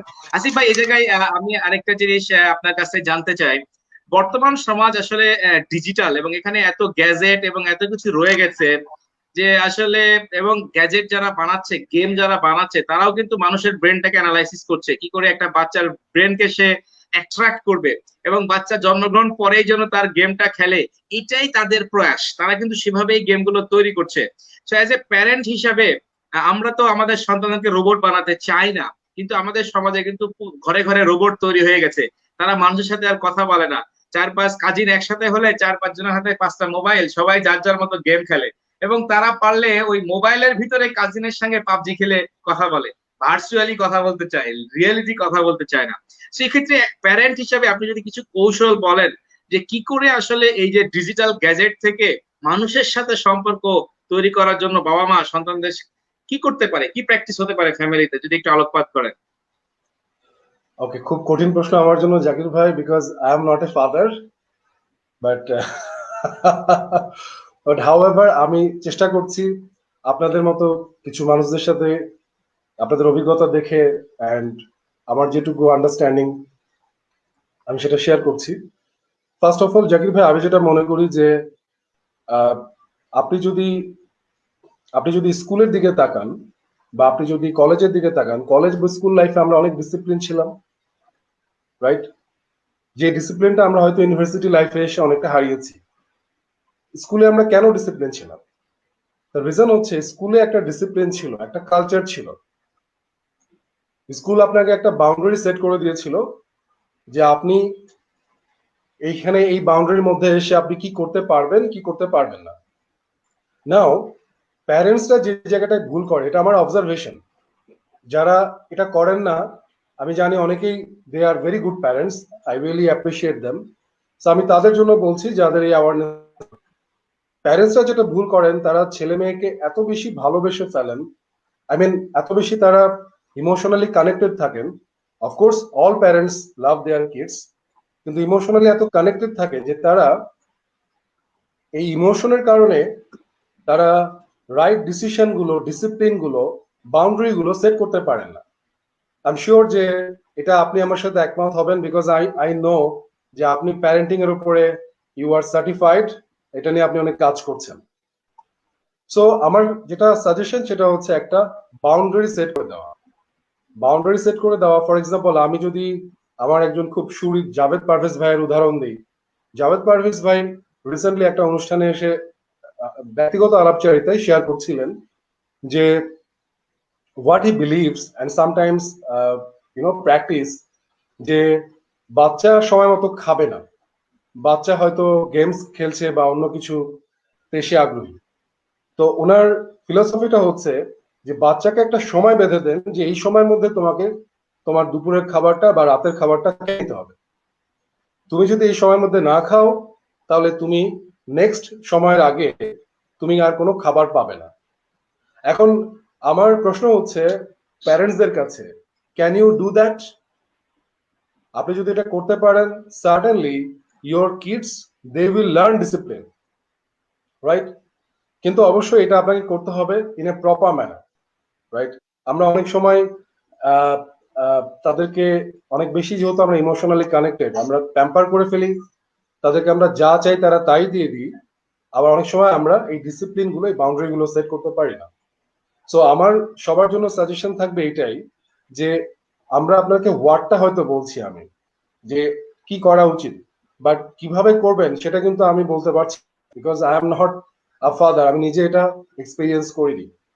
কিন্তু আপনি যেটা করবেন, what I always suggest and I believe, যেহেতু আমি নিজে একজন trainer, I always believe in something, সেটা হচ্ছে মেথডস অ্যান্ড প্রসেস। জাকির ভাই আপনি আমার সাথে এগ্রি করবেন, সিন্স ইউ আর ইঞ্জিনিয়ার, আপনি যদি প্রসেস অ্যান্ড মেথডস ফলো করেন you will get the same result. So আমি আপনাদের বলবো রাইট প্রসেস এন্ড মেথডটা শেখার জন্য please you do some parenting skill training, এটা নিয়ে স্টাডি করেন। এখানে আমাদের জাকির ভাই আছে, উনি সার্টিফাইড প্যারেন্টিং কোচ। আপনারা জাকির ভাইয়ের সাথেও কথা বলতে পারেন এই জায়গাটা নিয়ে, যে কিভাবে আসলে আপনি এই বাউন্ডারি গুলো সেট করবেন। বিকজ আপনি যখনই বাউন্ডারি সেট করতে যাবেন তখন বাচ্চাটা যে অভ্যস্ত না, সে কিন্তু কান্নাকাটি করবে, সে অভিমান করবে, সে রাগ করবে। সো এইটা আপনি কিভাবে হ্যান্ডেল করবেন, এইটা কিন্তু একটা স্কিল। সো এই স্কিলটা আপনাকে শিখতে হবে। তো আপনাকে এই নলেজটা নিতে হবে অ্যান্ড দেন অ্যাপ্লিকেশনের মাধ্যমে এই স্কিলটা আপনাকে শিখতে হবে। Thank you very much. আমাদের ইথার আপু বলেছেন খুব সুন্দর করে, spend time together without any device. Exactly. এবং এখানে বলা হচ্ছে যে আমাদের ফ্যামিলি গুলোতে এই যেটা আপনি বললেন একটা টাইম সেট করে দেওয়া, যে এই সময়টা আমরা স্ক্রিন উইদাউট এনি গ্যাজেট আমরা এই সময় থাকবো। অনেক ক্ষেত্রে দেখা যায় যে ফ্যামিলিতে অনেকে প্র্যাকটিস করেন যে রাত্রি এতটার পরে কারো কাছে কোনো গ্যাজেট থাকবে না, সবকিছু নিয়ে তালা মারে লক করে রাখবে। So there are lot of way we can do. GM Shamim Hossain ভাই যুক্ত হয়েছেন, থ্যাংক ইউ শামীম ভাই। উনি বলেছেন your training skill too much good, I enjoy. Asif ভাই আপনার জন্য comments, thank you very much. Bipasha বলেছেন ভাইয়া সবসময় বই পড়ার পরামর্শ দেই, যদিও আমার খুব একটা বই পড়া হয় না, কিন্তু মা হবার পরে উপলব্ধি করছি আবার বই পড়া শুরু করতে হবে। দ্যাটস ওয়ান্ডারফুল বিপাশা আপু থ্যাংক ইউ ভেরি মাচ। এবং এটাই একমাত্র উপায় আপনার সন্তানকে বই পড়ানোর। Yes yes. আপনি যদি নিজে বই পড়েন তাহলে আপনার সন্তানকে আর পড়তে বলতে হবে না, সে অটোমেটিক্যালি আপনাকে ফলো করবেন। এবং এখানে আমরা বাবা মারা মিস্টেক করি। আমি সবসময় মজা করে বলি বাবাদের আসলে নিজের বলে কোনো সময় নেই। আমরা অনেক সময় চাকরি থেকে, অফিস থেকে, ব্যবসা থেকে বাসায় গিয়ে বলি যে এটা আমার সময়, আমি একটু এনজয় করব, আমার ইচ্ছা হচ্ছে আমি টিভি দেখবো, বা আমি একটু পত্রিকা পড়বো, বা আমি একটু রিল্যাক্স করব। তো বেসিক্যালি আপনাকে কৌশল বের করতে হবে আপনার সময়টা আপনি কিভাবে আপনার সন্তানের সাথে মিলিয়ে আপনি এনজয় করবেন। কারণ বেশিরভাগ ক্ষেত্রে কিন্তু আমরা ঘরে খুব বেশি সময় পাই না। সো আপনি যদি আপনার ইভেন কোনো চিন্তাও করতে চান, আপনার সন্তানকে সাথে নিয়ে চিন্তা করেন, যে বলেন চলো আমরা এবার একটু চিন্তা করি। আপনি যদি মেডিটেশন করতে চান, আপনি বলেন চলো আমরা একটু মেডিটেশন করি, তাকে বোঝান মেডিটেশন কি জিনিস, কিভাবে করতে হয়, কেন প্রয়োজন। এটা যদি তাকে বোঝান, এবং আমি শিওর এখনকার বাচ্চারা এত বেশি স্মার্ট, আমরা যদি তাকে দুটো তিনটো বাক্য বলি সে অনেক গভীরে বুঝে যায়। কারণ তারা এত ইনফরমেটিভ, আমাদের থেকে তাদের অনেক ইনফরমেশন আপডেটেড। এবং আপনি যদি বলেন মেডিটেশন, ও দেখবেন বুঝে গেছে যে মেডিটেশন আসলে কি জিনিস, হয়তো কার্টুনে দেখেছে অথবা সে কোথাও না কোথাও সে দেখেছে। তো সেই কারণে বাচ্চার সঙ্গে পরামর্শ করে আপনার আপনার লেজারটাকে কাটাতে চাইলে আপনার লেজারও কাটা হবে, বাচ্চার সঙ্গেও সময় কাটা হবে, তবে বাচ্চা সঠিক সঠিক ভ্যালুস গুলো পাবে। আশিকুর রহমান ভাইয়া বলেছেন খাবার টেবিলে পরিবারের সকলে মিলে যে কোনো বিষয়ে আলোচনা করা জরুরি, অসাধারণ। এবং এটা অন্যতম একটা ফ্যামিলি প্র্যাকটিস। এবং যদি বাবারা বাসায় না থাকেন, ধরেন একটা বাবা হয়তো অন্য শহরে থাকেন, ফ্যামিলি হয়তো অন্য শহরে থাকে, তাহলে আপনি যখন বাসায় আসবেন আপনাকে অবশ্যই চেষ্টা করতে হবে ম্যাক্সিমাম, যতটা ম্যাক্সিমাম মিল একসাথে খাওয়া যায়। এবং এটা আসলেই খুবই ইম্পর্টেন্ট একটা জিনিস। এবং এখানে বাবা এবং মাকে খুব সতর্ক থাকতে হবে। খাবার টেবিলের কিছু রুলস আছে, যেমন আপনার খাবার টেবিলের একটা মিটিং এর মতো ডিসিপ্লিন আকারে আপনাদেরকে করতে হবে, নইলে আপনার তিনটা বাচ্চা থাকলে খাবার টেবিলে মারামারি লাগাই দিয়ে এমন কিছু সিচুয়েশন তৈরি করবে, আপনার কাছে মনে হবে যে খাবার টেবিলে একসাথে খাবার না খাওয়াই ভালো।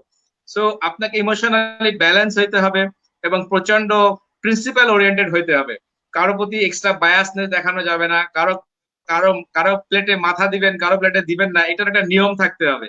যে হ্যাঁ, সপ্তাহের কে মাথা খাবে বা কে মাথা খাবে না, বা মাথা কিভাবে ভাগ করে দিবেন। সো আপনি প্যারেন্টস হিসেবে কিন্তু একটা ফেয়ার লিডারশিপ আপনাকে শো করতে হবে, তবে আপনার খাবার টেবিল বলেন অথবা অন্যান্য জায়গায় বলেন সেগুলো আপনার কাজে লাগবে। রেহান আসিফ ভাইয়া বলেছেন good to see you mentor Asif ভাইয়া। থ্যাংক ইউ আসিফ ভাইয়া, আপনাকে উনি দেখে অনেক খুশি হয়েছেন। Thank you very much. তো যারা যুক্ত আছেন তাদের কোনো প্রশ্ন থাকলে অবশ্যই করতে পারেন। এবং আসিফ ভাই, আমি আরেকটা জিনিস আপনার কাছ থেকে আলোকপাত করতে চাই, অন্য প্রসঙ্গে যাওয়ার আগে একটু অন্যরকম। আপনি অন্য প্রসঙ্গে যাওয়ার আগে আমি এই প্রসঙ্গে আরেকটু কথা বলে নিতে চাই, যেটা আমরা মাত্র কথা বললাম।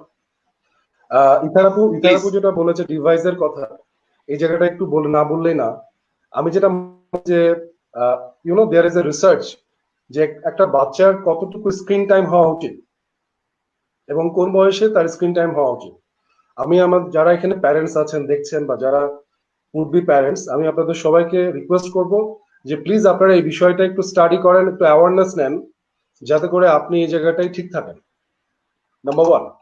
নাম্বার টু হচ্ছে, আমি আশিক ভাই খুব নাইসলি বলেছে, আমার খুব সুহৃদ, খুব কাছের মানুষ, যে টেবিলে বসে খাবার কথা, যেটা আপনি সুন্দর বলেছেন। তো আমি আমার বাবার লাইফ থেকে যেটা শিখেছি এবং এখন প্র্যাকটিস করি, সেটা একটু আপনাদের সাথে শেয়ার করতে চাই আজকে। আমি রিসেন্টলি একটা প্র্যাকটিস শুরু করেছি। এটা আসলে আমি প্রথমে বুঝতে পারিনি যে কোথা থেকে এটা এসছে, কিন্তু আমি পরে চিন্তা করে দেখেছি I was actually inspired by my father. আমার বাবা অনেক বছর আগে যেটা করতেন, উনি বাসার মধ্যে যখন বাসায় থাকতেন তখন আমাদের সবাইকে নিয়ে একসাথে গল্প করতেন। উনি পছন্দ করতেন, যেমন শুধু আমাদের ভাই বোন না, উনি ওনার ভাগনা ভাগ্নি, তারপরে হচ্ছে বোন, তারা যখন আসতো আমার বাসায়, যারা বিভিন্ন সময় এসছে তারা দেখেছে যে আমার বাবা একসাথে বসে গল্প করতে খুব পছন্দ করে। যদিও বাবার এখানে একটা কন্ট্রাডিকশন আছে, বাবা আবার ভাই বোনদের সাথে বসতে পছন্দ করে বা ভাগনা ভাগ্নিদের সাথে, কিন্তু বাইরে আবার যখন গেস্ট আসতো বাসায়, তখন বাবা আবার কোনো না কোনো একটা অজুহাত দিয়ে বাইরে চলে যেতেন। তো আসলে এটা is not a big issue, বাবা আসলে অনেক বেশি এঙ্গেজ ছিলেন তার লাইফে। তো আমি সেভাবেই জিনিসটাকে দেখি। তো ওখান থেকে আমি একটা ইন্সপিরেশন পেয়েছি এবং আমি এখন যেটা শুরু করেছি আমাদের ফ্যামিলিতে, আমরা একটা উইকলি মিটিং করি এবং যে মিটিং এ আমরা সবাই বসি এবং আমরা কথা বলি হচ্ছে about our feelings, right, our emotions, and আমরা আসলে কিভাবে আমাদের পুরো সপ্তাহটাকে, আমাদের এক্সপেরিয়েন্স গুলোকে আমরা কিভাবে দেখছি। এবং এখানে আমরা যে জায়গাটায় জোর দিই সেটা হচ্ছে empathy, showing empathy and expressing gratitude. যেমন আমাদের লাস্ট মিটিং এ যেটা ছিল, আমি সবাইকে প্রশ্ন করেছি যে তোমার যে লাইফটা, তুমি আজকে এই জায়গায় এসে পৌঁছেছো, এই জায়গায় আসার জন্য তুমি তোমার জীবনে কাদেরকে মনে করো যে তারা তোমাকে সাহায্য করেছে? সেটা তোমার বাবা মা হতে পারে, তোমার টিচার হতে পারে, ফ্রেন্ডস হতে পারে, অর এনিওয়ান। সো যাদের প্রতি তুমি গ্রেটফুলনেস ফিল করো। তো আমার বাবা থেকে শুরু করে সবাই এটা এক্সপ্রেস করেছে। এবং এই জিনিসটার মাধ্যমে আসলে আমরা যেটা চেষ্টা করছি যে নিজেদের মনের কথাগুলো বলা এবং শেয়ার করা, অ্যান্ড লাইফে পজিটিভ জিনিসগুলোকে বেশি বেশি করে ইনকালকেট করা, আমাদের ফোকাসটাকে পজিটিভ জায়গায় রাখা। কারণ এটার পেছনে যে চিন্তাটা কাজ করেছে সেটা না বললেই না জাকির ভাই, যে আমি চিন্তা করে দেখেছি আমরা আসলে একই ছাদের নিচে বাস করে আমরা আসলে কি নিয়ে কথা বলি? মোস্টলি আমরা ট্রানজাকশন নিয়ে কথা বলি। আমার কি দরকার, আপনার কি দরকার, এবং সেই দরকারি কথাবার্তাগুলো হয়। কিন্তু আমরা কিন্তু এর মধ্যে মনের কথাগুলো বলি না, আমাদের অনুভূতির কথাগুলো বলি না, আমাদের ভালো লাগার কথাগুলো বলি না, খারাপ লাগার কথাগুলো বলি না। তো এই কথাগুলো মনের মধ্যে হয়ে যায়। তো আমি এই ফোরামটা করেছি যেটা ইন্সপায়ার্ড বাই মাই ফাদার, আমি মনে করি। তো আমি মনে করি যে বাবা মারা যদি রাইট এনভায়রনমেন্ট ক্রিয়েট করতে পারে, তাহলে কিন্তু generation they will be on right track. Thank you. অসাধারণ, thank you very much. Shihab ভাইয়া বলেছেন এই মানবীয় গুণগুলো আমাদের মাঝে যেন হারিয়ে না যায়, সুলতানুর আসিফ ভাই এগিয়ে যান। থ্যাংক ইউ শিহাব ভাইয়া। আমরা থ্যাংক ইউ এই শিহাব। সচেতনতা তৈরি করার জন্যই বোকা বাবা গ্রুপের চিঠি এবং বোকা বাবা গ্রুপ থেকে প্রতিদিন রাত 10:30টায় মাই ফাদার মাই হিরো শিরোনামে আমরা আলোচনাগুলো করে থাকি। আপনাদের এই মতামত পরামর্শ আমাদের অনুপ্রেরণা। আপনারা যদি আমাদের এই গ্রুপের সাথে যুক্ত হন তাহলে রেগুলার আপনারা আপডেট গুলো পাবেন, এবং আপনাদের আমরা রিকোয়েস্ট করবো আমাদের গ্রুপের সাথে অনেককে যুক্ত করেন। আসিফ ভাইয়া, একটা জিনিস আমি একটু আমাদের রেগুলার প্রশ্নের মতো আমরা আলোচনা করতে চাই। দেখা যায় যে বর্তমান সমাজের যে মানুষের যে মূল্যবোধ, এবং আমরা যারা সিনিয়র বাবা মা, আমাদেরই আসলে মূল্যবোধের প্রচুর অবক্ষয়। সো সন্তানরা তো আসলে আমাদেরকে ফলো করে, এটাই ন্যাচারাল। তো এখন ধরেন যে কোনো ঘরে সন্তান কিন্তু অনেক ইনোসেন্ট থাকে, এবং বিভিন্নভাবে সন্তানরা কিন্তু পারিপার্শ্বিক ভাবে অনেক ভালো হয়ে যায়। তো এখন ধরেন কোনো ঘরে বা কোনো ফ্যামিলিতে যদি এরকম হয় যে একজন বাবা আসলে তার কিছু বাজে প্র্যাকটিস আছে, সন্তান হিসাবে কি বাবার সাথে বা বাবাকে প্রশ্নের মুখোমুখি করা যায়? যদি করা যায় তাহলে কিভাবে করা উচিত? কোন সন্তান কি বাবাকে কারেকশন করতে পারে কিনা? তা যদি করতে চায় তাহলে কোন অ্যাপ্রোচে করা উচিত? আপনার কি মনে হয়? খুবই ট্রিকি কোশ্চেন জাকির ভাই, খুবই ট্রিকি কোশ্চেন। তারপরে আমি আমার আমার মতামতটা শেয়ার করব। ফার্স্ট হচ্ছে, আমি মনে করি যে বাবা মাকে আসলে সন্তান কারেক্ট করবে এই এই চিন্তা থেকে যেন সে জিনিসটাকে না দেখে যে বাবা মাকে আমি কারেক্ট করব, রাইট? বিকজ আপনি কাউকে আসলে কারেক্ট করতে পারেন না বা কাউকে আপনি চেঞ্জ করতে পারেন না। As a as a teacher professional বা as a training professional, I can tell you with confidence যে পৃথিবীর কোনো মানুষকেই আপনি বদলাতে পারবেন না। আরেকটা মানুষের চিন্তা, তার বিলিফ আপনি বদলাতে পারবেন না। আপনি একমাত্র একজন মানুষকেই পৃথিবীতে বদলাতে পারবেন, এবং সেই মানুষটা হচ্ছেন আপনি নিজেই, রাইট? সো আমরা যে লিডারশিপ বলি, এটা কিন্তু লিডারশিপের জন্য সত্য। কোন লিডার কিন্তু আসলে অন্যকে বদলাতে পারে না, কিন্তু সে যেটা পারে, সে নিজের চিন্তা, নিজের বিলিফ সিস্টেমটাকে সে বদলাতে পারে, এবং যেটা অন্যদেরকে ইনফ্লুয়েন্স করে, অনুপ্রাণিত করে, রাইট? সো আমি যেটা মনে করি যে যদি কেউ মনে করে যে তার বাবা বা মা, তার কাছে মনে হচ্ছে বা ওনার কাছে মনে হচ্ছে যে তার কোনো কোনো কাজে বা আচরণে সেখানে একটা অসঙ্গতি আছে, তাহলে বেস্ট উপায় হচ্ছে বাবা মার সাথে আপনার খুব অনেস্টলি, ওপেনলি কথা বলা। বাট একটা জিনিস আমি এখানে বলবো, দেয়ার ইজ এ ট্রিক। সেটা হচ্ছে, রবিন শর্মা যেটা বলেন যে you can communicate anything and everything as long as you communicate that with respect, right?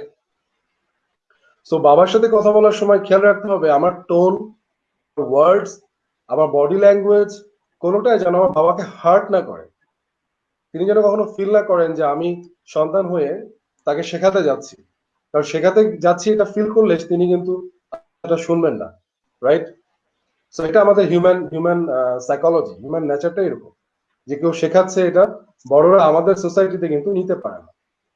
So আপনাকে খুব ওপেন হতে হবে এবং আপনাকে আপনার মতামতটা, আপনার ফিলিংসটা শেয়ার করতে হবে। সো আমি একটা স্ট্র্যাটেজি শেয়ার করতে পারি, it's a proven technique globally, যে যখন আপনি আপনার মতামতটা কারোর সাথে শেয়ার করবেন যে কোথাও ইমপ্রুভ করা দরকার, সো স্ট্র্যাটেজিটা হচ্ছে ইউ ফার্স্ট ওই মানুষটাকে আপনি বলেন যে আপনি অবজার্ভ করছেন। ফর এক্সাম্পল, আপনি দেখলেন যে আপনার বাবা মেবি উনি হয়তো এমন কোনো কথা বললো কাউকে, যেটা হয়তো তার বলা আপনার মনে হয়েছে যে ঠিক হয়নি, সেই মানুষটা কষ্ট পেয়েছে।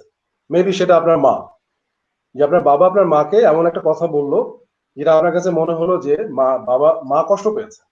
তো আপনি বাবাকে যে বলতে পারেন এক্স্যাক্টলি আপনি কি দেখেছেন, যে বাবা আমি দেখলাম যে আপনি আম্মার সাথে, এটা খুব অবজেক্টিভলি বলতে হবে যে আপনি আম্মার সাথে এইভাবে কথা বললেন এন্ড আমার মনে হয়েছে আম্মা এটাতে কষ্ট পেয়েছে।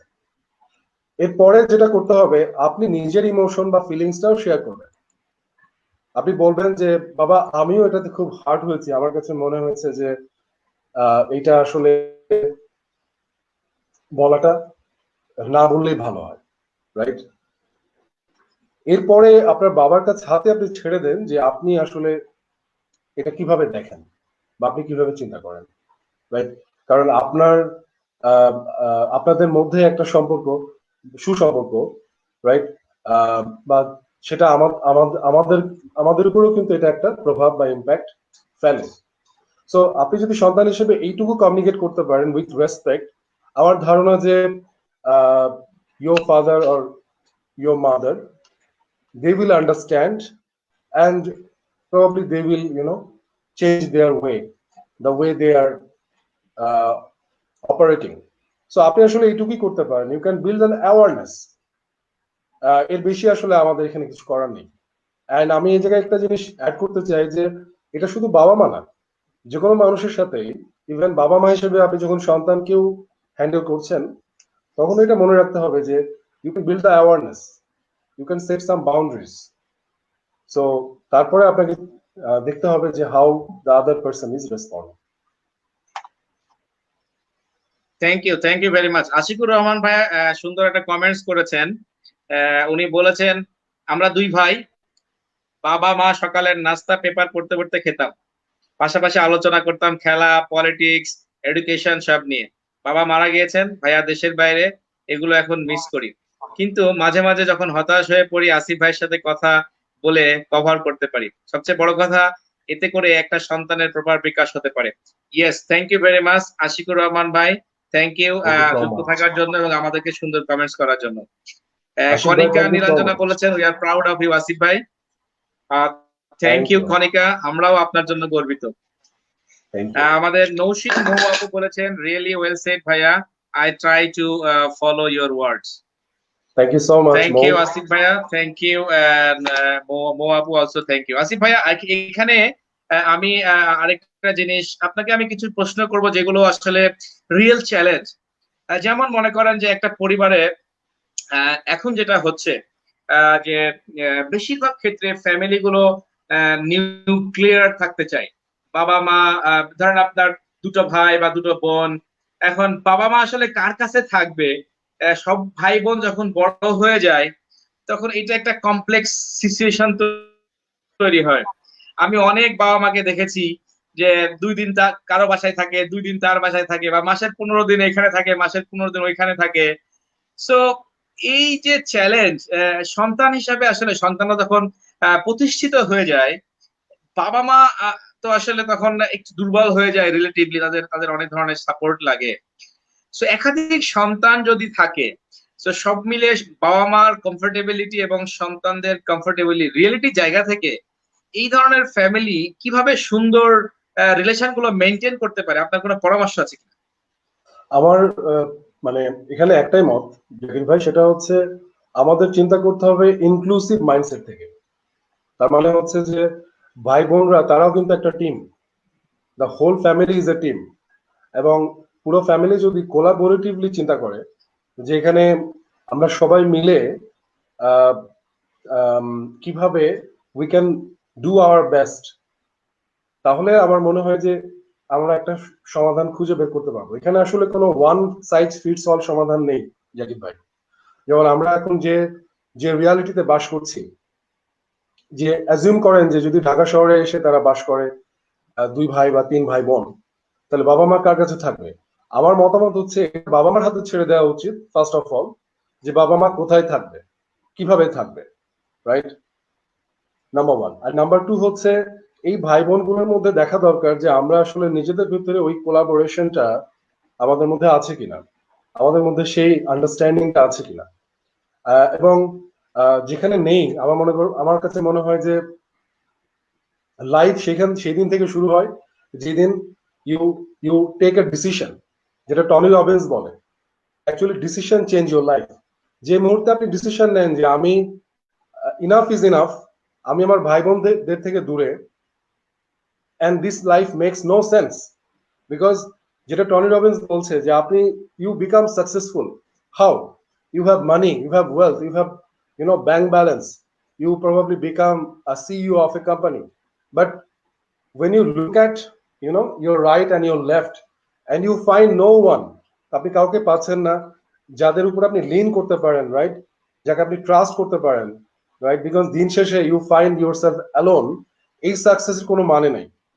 সো আমাদের দেখতে হবে যে আমাদের প্রত্যেকের আসলে সেলফ রিফ্লেকশন করা দরকার, যে আমরা আমাদের আমাদের যারা খুব ক্লোজ, খুব কাছের যারা আছে, তাদের সাথে আসলে আমাদের কানেকশনটা কেমন আছে। কারণ রিলেশনশিপের অনেকগুলো লেভেল আছে আমরা জানি, রাইট? ফর এক্সাম্পল কিছু আছে সোশ্যাল রিলেশনশিপ, কিছু আছে ইন্টিমেট রিলেশনশিপ, কিছু আছে কোর রিলেশনশিপ, রাইট? সো এগুলো দেখা দরকার যে আমি কোথায় আছি। আপনি যদি রিলেশনশিপকে টাইম না দেন, তাহলে কিন্তু একসময় রিলেশনশিপটা হয়ে যায় ডিস্টেন্ট রিলেশনশিপ, রাইট? অর্থাৎ যেখানে আপনার সাথে যোগাযোগ নাই, শুধু আপনি একজন একজনকে জানেন। সো আমি মনে করি ভাই বোনদের মধ্যে ইনক্লুশনটা ক্রিয়েট করা দরকার। যেখানে মনে হয় যে দূরত্ব হয়েছে, সেটা কথা বলে, অনেস্টলি ওপেনলি কথা বলে সেটাকে দূর করা দরকার। আপনাদের মধ্যে অনেক মিসআন্ডারস্ট্যান্ডিং হতে পারে, কিন্তু মনে রাখতে হবে ইটস ওয়ান লাইফ, আর একটা মিসআন্ডারস্ট্যান্ডিং কিন্তু একটা লাইফকে ডিফাইন করে না। আমরা কেউই আসলে ফেরেশতা না, we make mistakes. The smart people, wise people are those যারা সেই মিস্টেক থেকে লেসন নেয় অ্যান্ড দে মুভ ফরওয়ার্ড।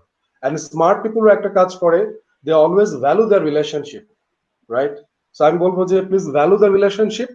এই বিলিফ সিস্টেমটা যদি আপনার ঠিক থাকে, আমরা যেটাকে এম্পাওয়ারিং বিলিফ বলি, রাইট, যে আমি মনে করি যে রিলেশনশিপ ইজ ইম্পর্টেন্ট, তাহলে দেখবেন যে ওখান থেকে বাকি ডিসিশন গুলো আসবে।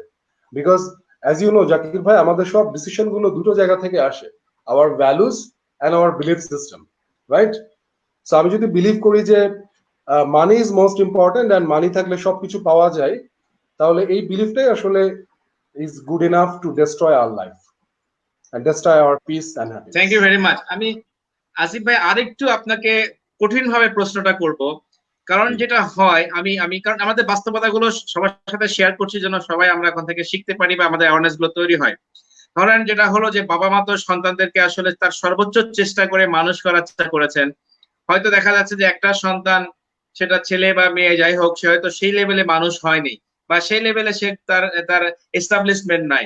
আরেকটা সন্তান হয়তো সে নিজের চেষ্টা করেছে, বাবা মাও চেষ্টা করেছে, সে হয়তো প্রতিষ্ঠিত হয়েছে, তার অর্থনৈতিক স্বাবলম্বী আছে, সমাজে সে একটা ভালো জায়গায় আছে।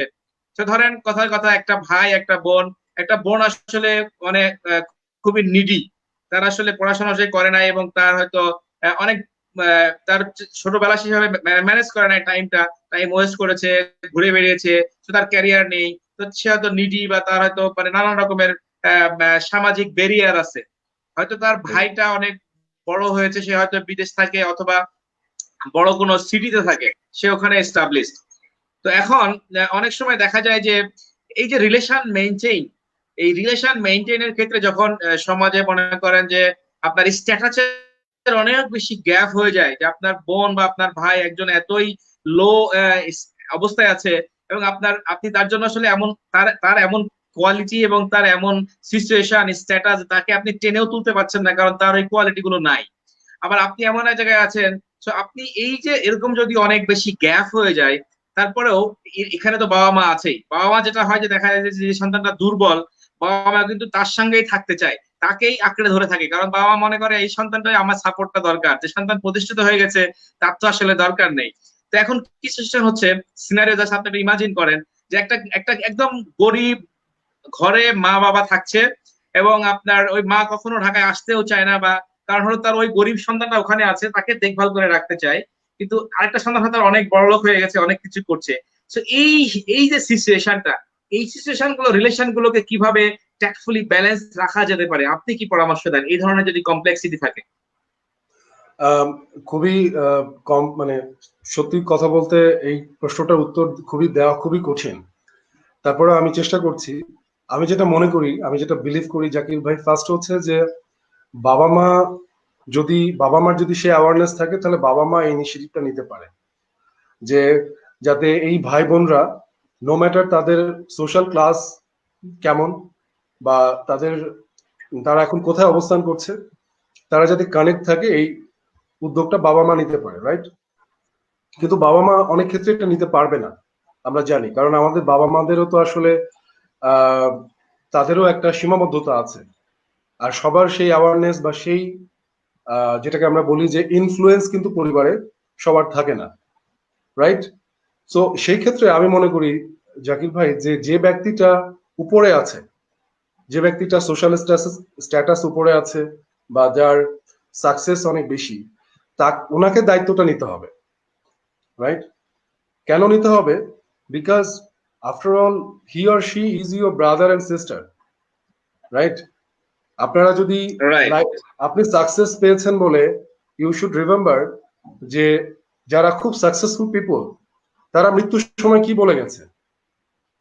যেমন স্টিভ জবস, আমরা জানি এখানে যারা দেখছে এই প্রোগ্রামটা, তারা সবাই স্টিভ জবস এর নাম শুনেছে, রাইট?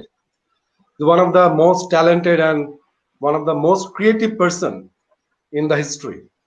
স্টিভ জবস সারা জীবন কিন্তু হি ওয়াজ এ ওয়ার্কহোলিক। আপনি খুব ভালো করে জানেন জাকির ভাই, হি ওয়াজ এ ওয়ার্কহোলিক, এবং হি ওয়াজ সো প্যাশনেট যে সে দিন রাত এক করে দিয়ে কাজ করতেন। কিন্তু যখন ক্যান্সারে উনি মৃত্যু সজ্জায়, জীবনের শেষ দিনগুলোতে উনি কি বলে গেছেন? উনি কিন্তু একটা কথাই বারবার বলেছেন যে আমি রিয়েলাইজ করেছি যে most important things in life, এই স্ট্যাটাস, এই ওয়ার্ল্ডলি সাকসেস, এই মানি বা ওয়েলথ, এগুলো না, প্রমোশনস, এগুলো না। মোস্ট ইম্পর্টেন্ট জিনিস হচ্ছে দ্য রিলেশনশিপস, রাইট? সো আমি সবাইকে এটাই বলবো যে আমরা যারা সাকসেসের পিছনে আছি, that's fine, it's nothing wrong with success, nothing wrong with money, don't get me wrong, money is important, right? কারণ মানি না থাকলে কিন্তু লাইফের এই আহ, জিনিসগুলোকে ঠিকভাবে সেলিব্রেট করা যায় না, রাইট? কিন্তু এটা মনে রাখতে হবে যেন আমার কতটুকু প্রয়োজন, সেই আন্ডারস্ট্যান্ডিংটা যেন আমার থাকে। আর একই সাথে আমি যেন এটা ব্যালেন্স করতে পারি between my career and my relationships, between my profession and my personal life. আমি দেখেছি এই জায়গাটায় বেশিরভাগ মানুষ ব্যালেন্স করতে পারে না, অনেকে ব্যালেন্স করতে পারে না। অ্যান্ড আম শিওর, আমার কোনো সন্দেহ নাই এটা নিয়ে, যে তারা খুব আসলে নিঃসঙ্গ বা খুব একা মানুষ, এবং তারা কোনো না কোনো সময় গিয়ে এটা রিয়ালাইজ করে যে তারা আসলে জীবনে they have really missed something. Thank you very much Asif ভাই। আমি অনেকগুলো কেস আমার কাছে এই ধরনের আছে, যেহেতু আমি অনেক কাউন্সিলিং করি, এবং আমি দেখেছি যে এই কমপ্লেক্সিটি গুলো এত কমপ্লেক্স, এবং এখানে কিন্তু সাকসেসফুল যে পার্সন, তারও যেমন ইগো, তারও যেমন স্ট্যাটাস কে সে ডাইলিউট করতে পারে না, যে যে ভদ্রলোক বা যিনি লো স্ট্যাটাসে, তারও কিন্তু ইগো এবং ইমোশন আরো স্ট্রং। অর্থাৎ আমি দেখেছি যে যারা একটু মানে সোশ্যাল স্ট্যাটাসে কম থাকে বা এডুকেশনালি কম থাকে, তাদের কিন্তু ইগো এবং ইমোশনাল জায়গাটা তারা খুবই স্ট্রং, মানে যেটাকে বলে তারা ভেঙে যাবে কিন্তু মস্কাবে না, এরকম আর কি। সো তারা তারা ভাইয়ের সাথে বোনের সাথে সম্পর্ক ছিন্ন করে দিবে, তাও সে সরি বলবে না। এইরকম এইরকম কিন্তু স্ট্যাটাসে আমরা আমাদের এই সমাজে আমরা দেখে থাকি। তো এই জায়গায় আসলে যেটা হয়, বাবা মা হিসেবে আমাদেরকে ছোটবেলা থেকে এই সন্তানদের ব্যাপারে খুব সতর্ক থাকতে হবে। এই রিলেশনশিপ গুলো কিন্তু ছোটবেলা থেকে গ্যাপ তৈরি হতে হতে হতে হতে হতে কিন্তু এগুলো হয়ে যায়, এবং বড় হয়ে গেলে এই শক্ত শক্ত মাটির মতো এত শক্ত হয়ে যায়, এটাকে না যায় ভাঙা, এটা ভাঙতে গেলে ভেঙে যায়। তো আমাদেরকে অনেক সুন্দর সুন্দর কমেন্টস করেছেন। তৃপ্তি রহমান উনি বলেছেন আপনার জন্য, Shanto Asif, you are the mirror of your dad, so proud Oh, of you, thank you so much. We are really enjoying this show, very enjoying and encouraging. Yeah. Thank you Tripti Rahman, thank you very much. We are glad যে আপনি যুক্ত হয়েছেন। সুরাইয়া এখানে একটু পারভিন বলে রাখি, জাকির ভাই, উনিও বলে, এখানে একটু বলে রাখি, তৃপ্তি হচ্ছে আমার ছোটবেলার খেলার সাথী, আমরা একসাথে বড় হয়েছি, wow, and we have some wonderful memories. Thank you so much, Tripti, for connecting. Your comments means a lot. Thank you very much. আপনারা আবারও যুক্ত থাকবেন।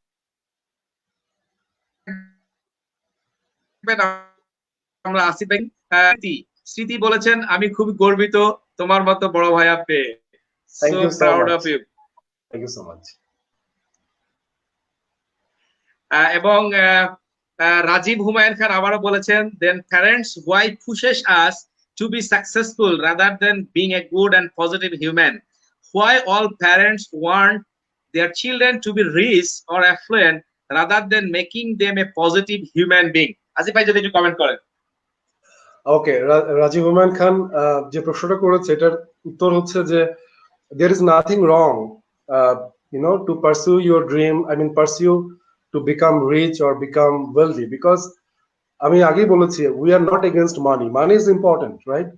Money is important, your career is important because your career gives you an identity, কিন্তু এটা social identity. তার আগে আমাদের যেটা খেয়াল রাখতে হবে যে আমরা যাতে আমাদের কোর আইডেন্টিটিটা ক্রিয়েট করতে পারি। এন্ড আমি সবার জন্য বলছি, since I am a trainer, আমি যেহেতু হিউম্যান রিসোর্স নিয়ে কাজ করি, আমাদের কোর আইডেন্টিটিটা ক্রিয়েট হয় from our values and from our belief system. So আমাদের সবার দায়িত্ব হচ্ছে আমাদের নিজেদের ভ্যালুস এন্ড বিলিফ সিস্টেম গুলোকে রিভিজিট করা এবং সেগুলোকে ফিক্স করা, বিকজ এটা যখন করে ফেলবো আমরা, তখন লাইফটাকে লিড করা it became so easy, right? For example, এই যে আজকে জাকির ভাইয়ের সাথে শোতে আছি, জাকির ভাই কেন এই শোটা করছেন? জাকির ভাই শোটা করছেন because he hold certain values. তার ভ্যালুসটা হচ্ছে, যে এখানে যে ভ্যালুসটা উনি ডেমনস্ট্রেট করছেন সেটা হচ্ছে family is important, right? And family is the centre of all your success and happiness. So এই ভ্যালুসটাই কিন্তু তাকে ইন্সপায়ার করেছে এরকম একটা অনুষ্ঠান করতে, যার মাধ্যমে এই নলেজটাকে আমরা এক্সপেক্ট করে দিতে পারি ইন দ্য সোসাইটি। সো আমি মনে করি যে এটা খুব ইম্পর্টেন্ট। অ্যান্ড রাজীব, লাস্টে যে কথাটা বলবো, let us be empathetic towards our parents. আর আমাদের প্যারেন্টসরা কিন্তু, যেটা ব্রায়ান ট্রেসি বলেছে, প্যারেন্টসরা কিন্তু আসলে তারা আমাদের ভালোই চায়, তারা চায় যাতে আমরা সবচেয়ে বেস্ট হিউম্যান বিং হিসেবে বড় হতে পারি। কিন্তু দ্য প্যারাডক্স ইজ, তারা মনে করে তাদের অ্যাওয়ারনেস এর অভাব আছে অনেক জায়গাতে, যে জন্য তারা অনেক সময় বুঝতে পারেন না যে কোথায় তারা রাইট আর কোথায় তারা রং। সো আমাদের দায়িত্ব হচ্ছে তাদের প্রতি এমপ্যাথেটিক হওয়া, বিকজ আমরা আজকে যেখানে দাঁড়িয়ে আছি বিকজ অফ দেম। আসলে তারা যদি আমাদেরকে এই সাপোর্ট গুলো, mental and emotional and financial support গুলো না দিতেন, তাহলে কিন্তু আজকে আমরা দাঁড়িয়ে এখানে এই শোতে বসে কথা বলতে পারতাম না, বা আমরা এই শোটা দেখতেও পারতাম না, right? So we should be very grateful to our parents what they have done. At the same time we should be empathetic, যেটা তারা করতে পারেননি, because they also had their limitations. Thank you very much. আমাদের ওয়াসেল আহমেদ রনি, উনি regular থাকেন, উনি বলছেন well said Asif ভাই। Thank you Roni, thank you. Thank you. Noushad Ali আছেন আমাদের সাথে, এবং নওশাদ আলী বলেছেন we can take good lessons about our parents from this programme. Thank you Noushad Ali. এবং আপনি আমাদের এই গ্রুপে আরো যারা আপনার মতো সমমান আছে সবাইকে কানেক্ট করুন। আমরা চাই প্রতিটা পরিবার হবে স্বর্গ, প্রতিটা সম্পর্ক হবে স্বর্গীয়, প্রতিটা মানুষ পরিবারে আসবে, তার সমস্ত স্ট্রেস পরিবারে ঢোকার মাত্রই বিলীন হয়ে যাবে। পরিবারটা হবে একটা ফুলেলো স্বর্গীয় একটা সুবাতাস যেখানে বইবে। এরকম পরিবারগুলো যদি হয়, আমাদের ফিউচার জেনারেশন হবে মানবিক, ফিউচার জেনারেশন গুলো হবে হিউম্যানিক, এমপ্যাথেটিক, এবং তারা সমস্ত মানবিক গুণাবলীতে গুণান্বিত। আমাদের আর সমাজের এই মূল্যবোধ এগুলো নিয়ে এত চিন্তা করতে হবে না, কারণ আমাদের পারিবারিক জায়গায় যদি আমরা মূল্যবোধ গুলো সন্তানদেরকে দিতে পারি, সেটাই আমাদের সন্তানদের জীবনের পাথেও হবে। কারণ পরিবারে যে সময় সন্তান থাকে একদম ভেরি বিগিনিং, তখনই আসলে তার মাথায় যেটাকে কম্পিউটারের মতো, হার্ড ডিস্কের মতো আমরা সফটওয়্যার গুলো ইনস্টল করি। আমি বাবা হিসেবে যদি মিথ্যা কথা বলি, যতই আমি বই পড়াই, আমার টিচার যতই বলে আমি বাবা হিসেবে ঘুষ খাই, আমি যতই বলি honesty is the best policy, আমার সন্তান তো কনফিউশনের মধ্যে থাকবে। সে তো কনফিউশন, স্কুলের টিচার বলছে honesty is the best policy, বাসায় এসে দেখছে যে অনেস্ট, সে তো মার খায়। তাহলে সে কোনটা বিলিভ করবে? So family should be the background, family সবকিছুকে ফিনিশিং করবে। ইথার আপু সুন্দর কমেন্টস করেছেন, উনি বলেছেন relationship bonds become strong from both end effort, if one person want to maintain it but another person doesn't want it, they should, what should we do? Asif ভাই, এটা একটু আপনি যদি বলেন। ইথার আপু খুবই আমরা যে আলোচনা করছিলাম সেটার প্রেক্ষিতে উনি বলেছেন। জি জি, ইথার আপু খুবই সময়যুক্ত একটা কোশ্চেন করেছেন এবং এটা আমার মনে হয় যে খুব চ্যালেঞ্জ। আমি মনে করি যে আমাদের আসলে বেশি কিছু করার নাই, we can give our best, and আমরা শুধু আমার সাইড থেকে চেষ্টা করতে পারি। আমি চেষ্টা করতে পারি to make the things better, এবং আমি চেষ্টা করতে পারি আরেকজনকে রিকানেক্ট করতে, রিকনসাইল করতে। But I can't, as I said earlier, যে আমি আসলে তাকে বদলাতে পারবো না। সো আমার অ্যান্সারটা হচ্ছে এটাই, যে আমার যদি ভাই বা বোন বা খুব ঘনিষ্ঠ কেউ, তিনি যদি আমার প্রতি কষ্ট পেয়ে থাকেন বা আমার কোনো আচরণে দুঃখ পেয়ে থাকেন এবং আমার সাথে দূরত্ব তৈরি হয়ে থাকে, তাহলে আমার জায়গা থেকে আমার দায়িত্ব হচ্ছে যে আমার নিজের রেসপন্সিবিলিটির জায়গাটা খুঁজে বের করা, যেখানে আমার রেসপন্সিবিলিটি কি ছিল, এবং যদি মনে হয় যে আমার কোথাও ত্রুটি ছিল, তাহলে আমি সেটা সংশোধন করে নিব। অ্যান্ড আমার দায়িত্বটা আমি পালন করব, সেটা হচ্ছে তার সাথে ফোনে যোগাযোগ করে হোক, তার সাথে গিয়ে টাইম টু টাইম কথা বলে হোক, বা তার জন্য আমার যে দায়িত্বগুলো আছে সেগুলো আমি আমি যেন পালন করে যাই। আমি যেন আরেকজন পালন করছে কি সেইটার জন্য আমার নিজের দায়িত্ব থেকে যেন আমি সরে না আসি। আমি মনে করি যে আমি এটাই বিলিভ করি, and আমি সবাইকে বলবো যে, সো আমি সেটাই বললাম ইন্টারভিউ, যেটা আমি নিজে বিলিভ করি। Thank you very much Asif. Asif ভাই দারুণ বলেছেন। আমাদের কিন্তু এগুলো রিয়েল লাইফের প্রবলেম। সেই প্রবলেম দেখা যাবে যে আমার কোনো কাজিনের মধ্যে আছে, আমার হয়তো ভাই বোনের মধ্যে থাকতে পারে, অনেকের ভিতরে আছে। আমরা কিন্তু রিলেশন গুলোকে নিজের জায়গা থেকে কারেকশন করার হয়তো অনেক সময় চিন্তা করি যে না, আমার রিলেশন গুলো ঠিক করা দরকার, কিন্তু রিয়েলিটিতে কিন্তু অনেক চ্যালেঞ্জ আমাদের সামনে এসে দাঁড়ায়। যেটা আমাদের জাভেদ ভাই বলেন, আমাদের লম্বা একটা ছায়া থাকতে পারে, যে আমি হয়তো ছায়াকে আঁকড়ে ধরে আছি, যে আমি আমার ছায়া ছাড়বো না। ইভেন অনেক সময় হয় অনেক ভুল বুঝাবুঝি থাকে, এবং আমি দেখেছি যে পরিবারে আসলে পরিবারে যারা খুবই আপন ক্লোজ, তাদের ভিতরে অনেক মিসআন্ডারস্ট্যান্ডিং থাকে। মানে যেখানে বন্ধন যত বেশি, ব্লাড সম্পর্ক, সেখানে কিন্তু এই মিসআন্ডারস্ট্যান্ডিং গুলো বেশি থাকে। তো আমাদেরকে আসলে খুব বেশি অ্যাওয়ার হইতে হবে, যে কারণে আমাদের এই আলোচনাগুলো করা।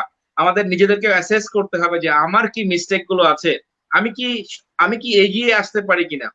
যে কথা আমরা ফ্যামিলিতে বলে থাকি, যে পরিবারে, এবং আমি একটা বই পড়েছিলাম, খুবই সুন্দর বই, সম্ভবত এই যে আহ, আহ, বইটার ভিতরে অনেক সুন্দর সুন্দর কথা লেখা ছিল, যে পরিবারে আপনি কিভাবে কথা বলবেন, কিভাবে বসবেন, কার সাথে কি কথা বলবেন, নামটা আমি এই মুহূর্তে মনে করতে পারছি না। খুবই দারুণ একটা বই, এবং সেখানে বাংলা ভাষায় সুন্দর করে লেখা আছে। সো রিয়েলি আগে আমাদের জায়গা থেকে নিজেকে কি বদলানো যায় সেটা চিন্তা করে তারপরে অ্যাপ্রোচ করলেই, এবং চেষ্টা করতে থাকলেই, অথবা প্রয়োজনে কোনো আরবিট্রেটরকে নিলে আমরা সম্পর্কগুলোকে রিনিউ করতে পারি। বাট এন্ড অফ যে আসিফ ভাই বলছিলেন, সম্পর্কগুলো আসলে রিনিউ করে কারেক্ট করে নেওয়া উচিত, নইলে একসময় হয়তো আমাদের খারাপ লাগবে, আমরা নিজেকে মানে মাফ করতে পারবো না, নিজের কাছে নিজে আমরা গিলটি ফিল হবে। সো আমাদের গালিব গালিব হাসনাইন ভাইয়া বলেছেন, this lockdown is making us closer to our parents, proud to see you মামা সুলতান আসিফ। আসিফ ভাই, ও আমার একমাত্র ভাগ্নে, and he is a brilliant student and very nice, I mean খুবই ভালো একটা ছেলে, right? I'm also proud of you. Thank you. Thank you Galib, thank you very much for connecting and nice commenting. Keep us proud for you and make us more proud. Yeah. Rajib Humayun Khan আবার বলেছেন, how the children should decide what to do when there comes a choice between their parents and life partners. Awesome question. Asif ভাই যদি always কিছু বলেন। always go for your parents,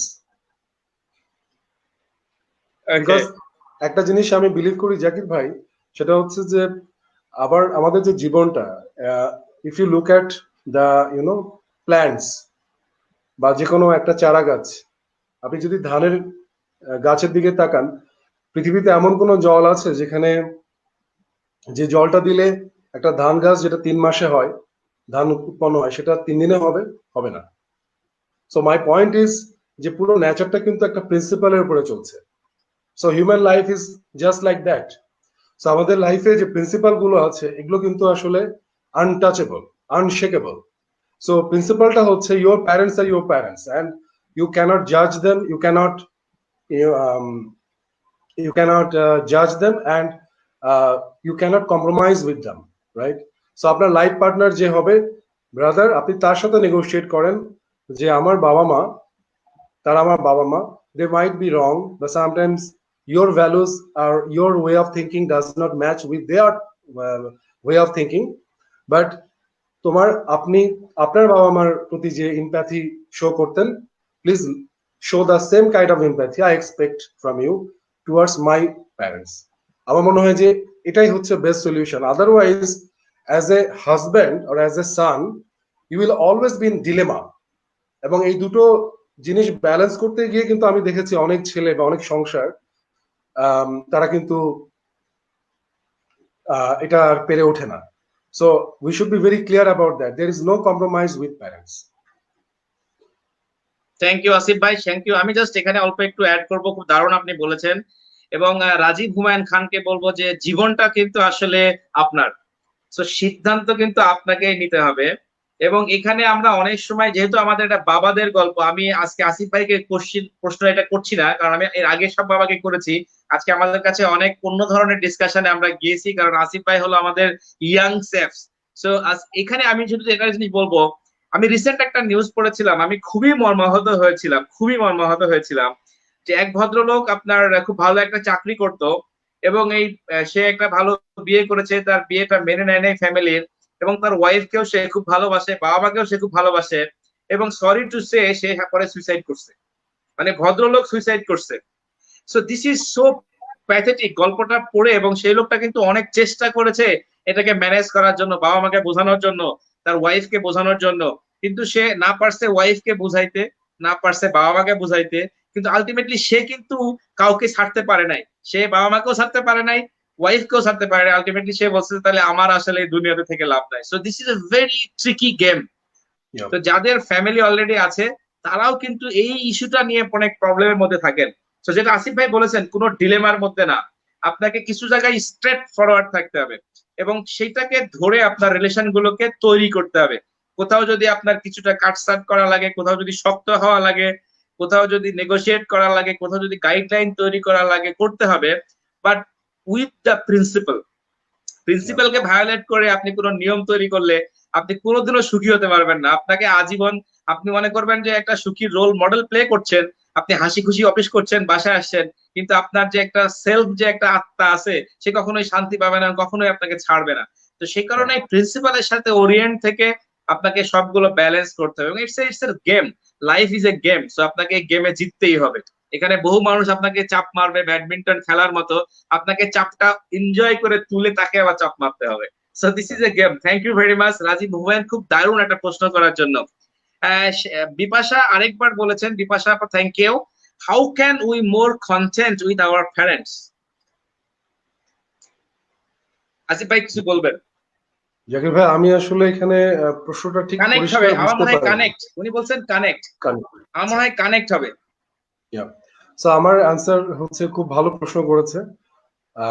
আমার answer হচ্ছে যে connect হওয়ার জন্য first you have to revisit your belief system, যে আমি আসলে বিলিভ করি কি। যেমন আমি অনেক সন্তানকে দেখেছি, তারা বাবা মাকে রেকটিফাই করাটাকে মনে করে তাদের জন্য খুব গুরুত্বপূর্ণ দায়িত্ব, এন্ড তারা বাবা মার সবসময় they find fault with their parents. এখন আপনি যখন ফাইন্ড ফল্ট করতে যাবেন যে বাবা এটা ভুল করছে, মা এটা ভুল করছে, তখন কিন্তু আপনি তাদের সাথে কোনোদিনই একটা কানেকশন বা বন্ড ক্রিয়েট করতে পারবেন না।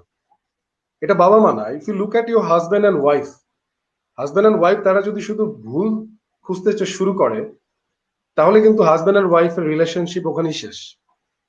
So the same is true about your parents. Now second is হচ্ছে যে আমাদের আসলে নিজেদের কমিউনিকেশন স্কিলে খুব জোর দিতে হবে। জাকির ভাই, কোশ্চেনটা করার জন্য বিপাশাকে অনেক ধন্যবাদ। নইলে এই প্রসঙ্গটা হয়তো আমি আলোচনায় আনতাম না। আমরা কিন্তু একটা জিনিস ভুলে যাই, আমরা মনে করি যে something happens automatically like communication skill, right? আসলে ব্যাপারটা তা না, ইটস এ স্কিল, এবং এটা আমাদের শিখতে হবে। আমাদের শিখতে হবে how to communicate empathetically. What is empathy? For example, আমার বাবা হয়তো এমন একটা কথা বললো আমাকে, বা মা হয়তো এমন একটা কাজ করলো যেটা আমাকে হয়তো কষ্ট দিয়েছে পার্সোনালি। সো আমার দায়িত্ব হচ্ছে সাথে সাথে রিয়াক্ট না করে বাবা বা মার কাছ থেকে একটা একটা ওয়ান টু ওয়ান টাইম চেয়ে নেওয়া, যদি আমি সেটা তার সাথে শেয়ার করতে চাই। অ্যান্ড তাকে যে বলা যে I want to talk to you, বাবা বা মা, আমি কথা বলতে চাই, do you have time or can we টক?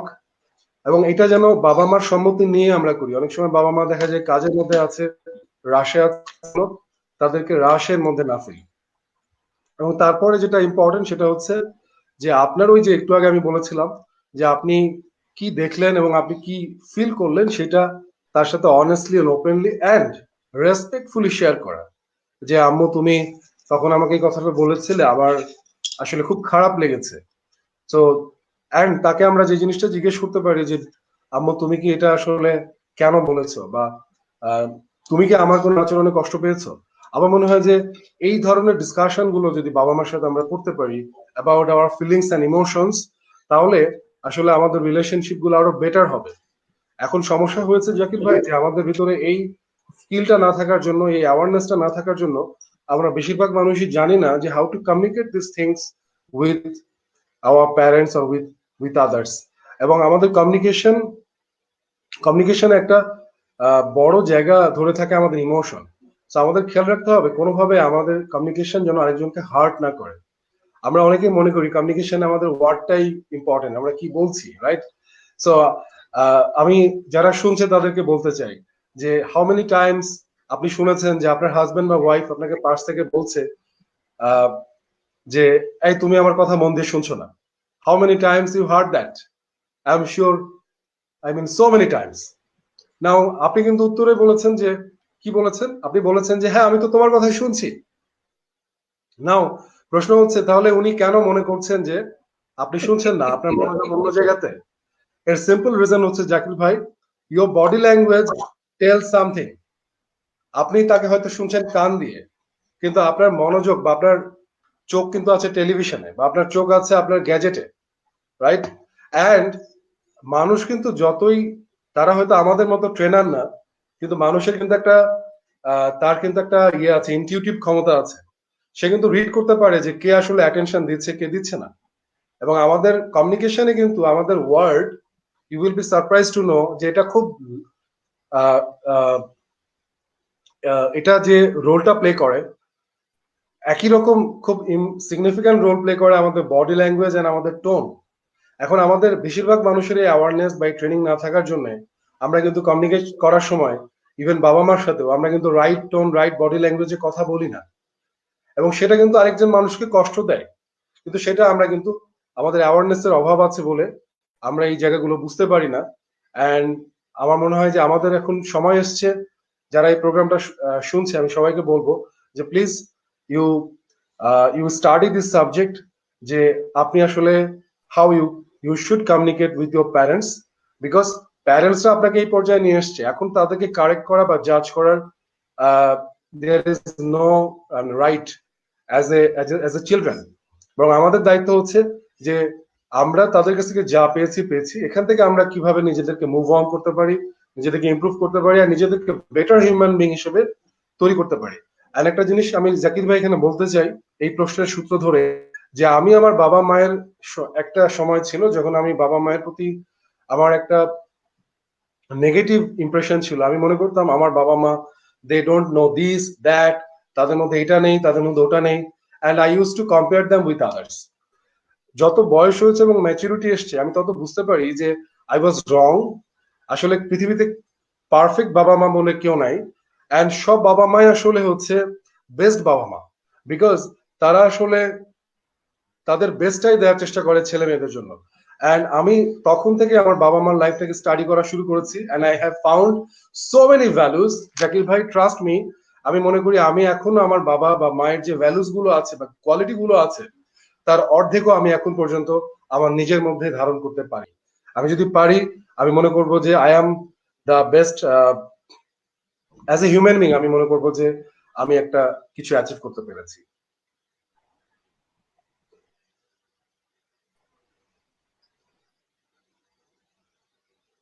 জাকির ভাই, am I audible?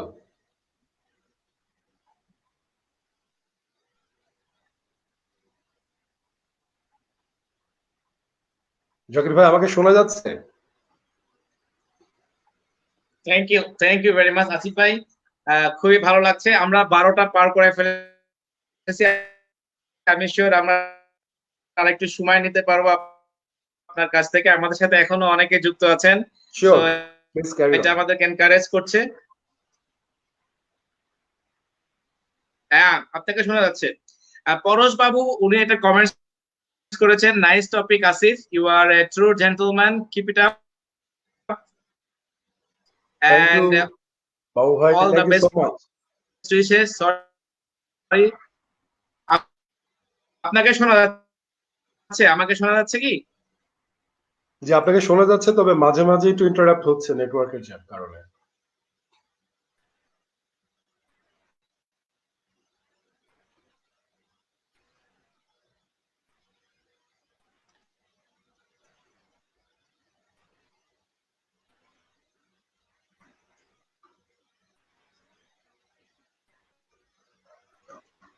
আমি পরশ বাবু কমেন্টসটা পড়ছিলাম, উনি একটা সুন্দর কমেন্টস করেছে এবং আপনাকে ধন্যবাদ জানিয়েছেন। এবং ফাতিমা ইথার আপু একটা কমেন্টস করেছেন, উনি বলেছেন creating awareness is early ages is the key. Yes, We should always discuss our family values, principles and norms with our children in our family life. Absolutely. Yes. Thank you very much আপনার nice comments এর জন্য। Ah, আহ,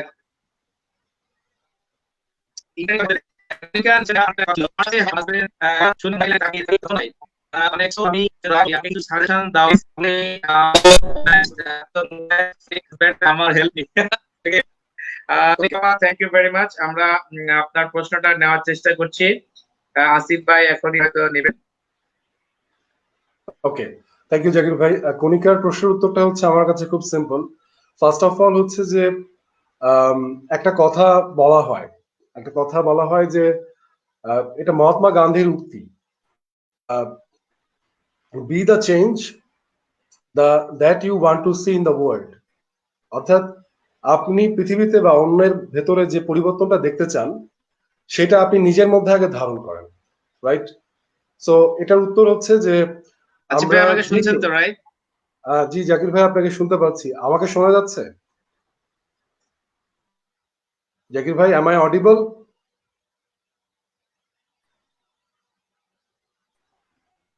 জাকির ভাই, am I audible?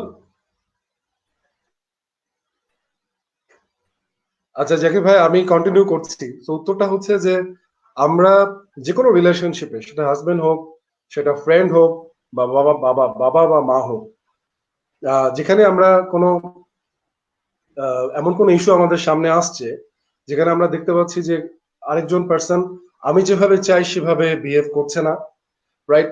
বা আমি যেভাবে চাই সেভাবে পাচ্ছি না। আমার মনে হয় ফার্স্ট থিং যেটা হচ্ছে সেটা হলো যে আমরা আমাদের খেয়াল রাখতে হবে যে আমাদের এমন কিছু আমরা করব না, বা আমরা যা কিছুই করব সেটা যেন আমরা একটা বাউন্ডারির মধ্যে থেকে করি, the boundary of respect and empathy. আমরা যেন কোনোভাবে রেসপেক্ট অ্যান্ড ইম্প্যাথির এই বাউন্ডারিটাকে ক্রস না করি। এটা হচ্ছে number one. Number two yes, হচ্ছে আমাদের সেই ব্যক্তির সাথে কথা বলা দরকার, কথা বলা দরকার তার সাথে, এবং ইয়েস, ইয়েস, শোনা সেই যাচ্ছে। কথাটা, থ্যাংক ইউ, সেই কথা বলার সময় আমরা যেন খেয়াল রাখি আমাদের tone and body language and words যেগুলো আমরা ইউজ করছি সেগুলো কোনোটা যেন সেই ব্যক্তিকে আক্রমণ করে না হয়। ফর এক্সাম্পল, আমি যদি দেখি যে কেউ ফোনে এঙ্গেজ থাকছে, আমি যে বলবো না যে তুমি সবসময় ফোনে এঙ্গেজ থাকো না আমাকে তুমি সময় দাও না, এই কথাটা কিন্তু বললে আরেকজন পার্সন কিন্তু ডিফেন্ড করবে নিজেকে। এটাকে বলা হয় পার্সোনাল অ্যাটাক। সো আমরা বলবো রাদার যে আমি কি দেখছি, আমরা খুব নিরপেক্ষ ভাবে বলবো যে আমি দেখতে পাচ্ছি যে তুমি, আমি যখন কথা বলছি তখন তুমি ফোনে কথা বলছিলে, আমি দেখলাম যে তুমি আমার কথাটা মনোযোগ দাওনি। সো এটা হচ্ছে rather is a more better approach, এবং এটা গ্লোবালি প্রুভেন একটা টুল। সো আমরা কি দেখলাম সেটা বলবো rather than blaming that person. Second হচ্ছে আমরা বলবো যে আমি কেমন ফিল করেছি, আমার ইমোশনটা ওই মুহূর্তে কেমন ছিল।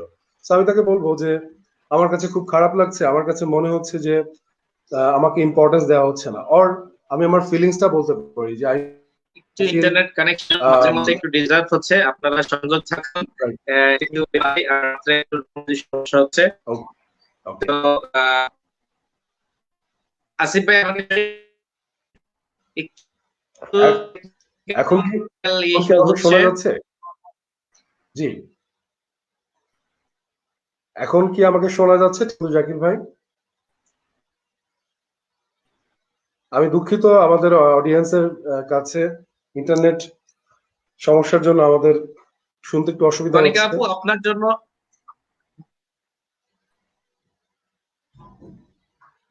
সো আমি কণিকার প্রশ্নের উত্তরটাই দিচ্ছিলাম।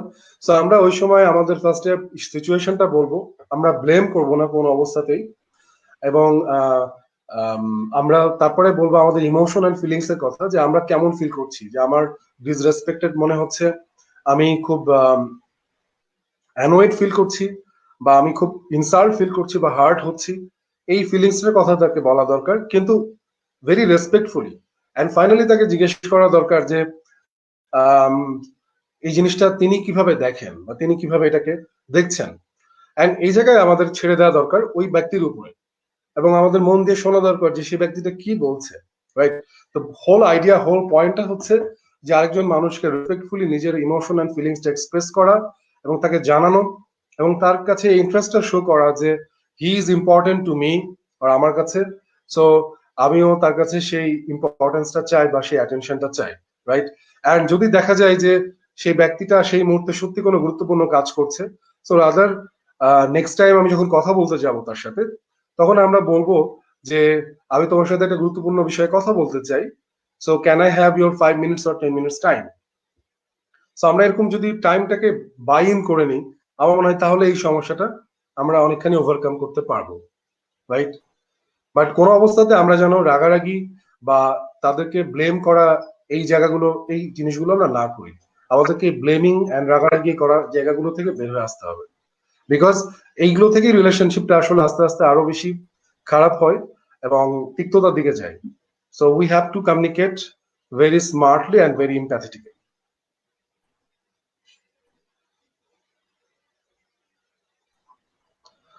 আচ্ছা, বিপাশা প্রশ্ন করেছে যে যদি কোনো শিশু ভুল করে তাহলে প্যারেন্টস কিভাবে তাকে ট্রিট করবে। আসলে শিশু বলতে কত বছর বয়সী শিশু বলা হচ্ছে এটা পরিষ্কার না। এটা বোঝা গেলে হয়তো উত্তরটা দেওয়া সুবিধা সহজ হতো। তো ইন জেনারেল যদি খুবই ছোট বাচ্চা হয় তাহলে আমি এখানে আসলে যেটা বলবো যে you better talk to some parenting coach, because কম বয়সী একটা বাচ্চাকে কিভাবে ডিসিপ্লিন করতে হয় বা তার ভুলগুলো কিভাবে হ্যান্ডেল করতে হয়, এই বিষয়ে আসলে আমার বিশেষ কোনো পড়াশোনা নেই। তো আমি যেহেতু বিষয়ে পড়াশোনা করিনি, তাই আমি বিষয়ে কোনো মন্তব্য করতে চাই না।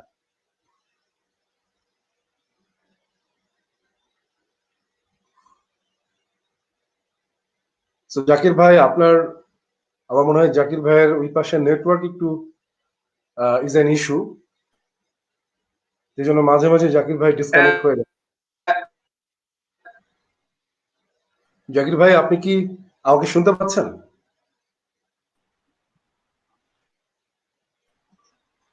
হচ্ছে।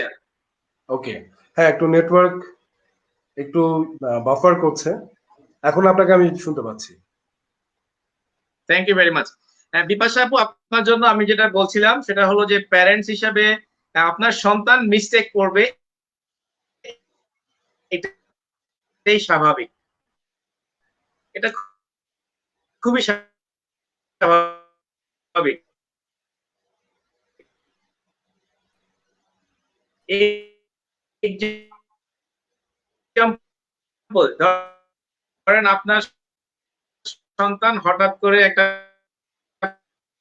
পানির গ্লাস ফেলে দিয়ে ভেঙে ফেলছে,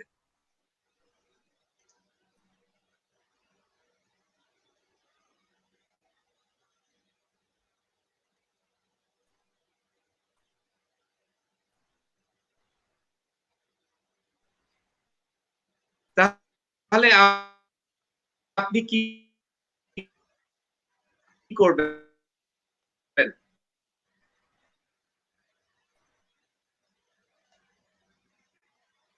প্রথমত কি করি, আমি কিছুই বলি না।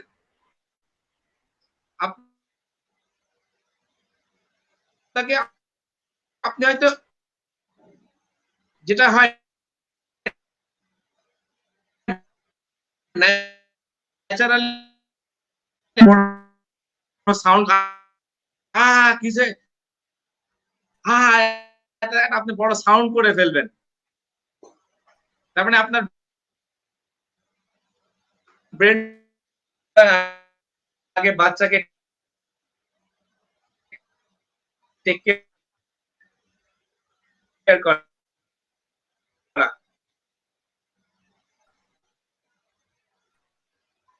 যে তাকে নেওয়া,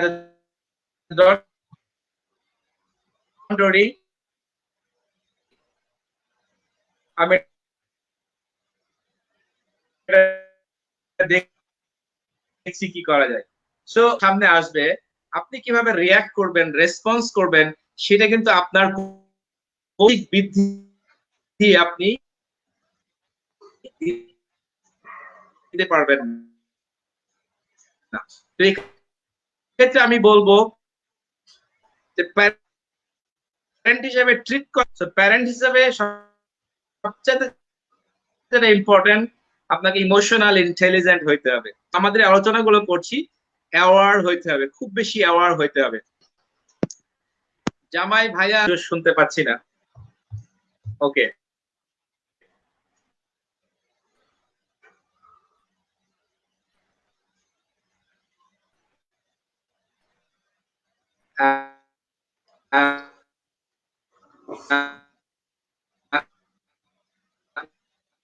মানে ইন্টারনেটের কারণে ডিস্টার্ব হচ্ছিল, আশা করি এখন শুনতে পাবেন। আপু থ্যাংক ইউ ভেরি মাচ। তো আসিফ ভাই, আমরা একদম অনেক ডিসকাশন করছি, প্রায় 2 ঘন্টার মতো হয়ে গেছে। আপনি আমাকে শুনতে পাচ্ছেন নিশ্চয়ই? জি একদম জাকির ভাই, শেষের শুনতে দিকে পাচ্ছি। আমরা যে জায়গাটা আলোচনা, সো এই জায়গাটা প্যারেন্ট দায় নাকি সন্তানের দায় নাকি সমাজের সমস্যা?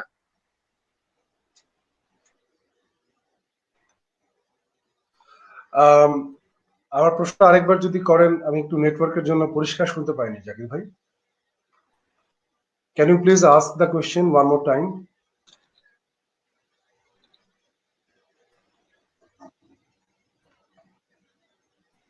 জাকির ভাই, প্রশ্নটা আরেকবার করবেন কি?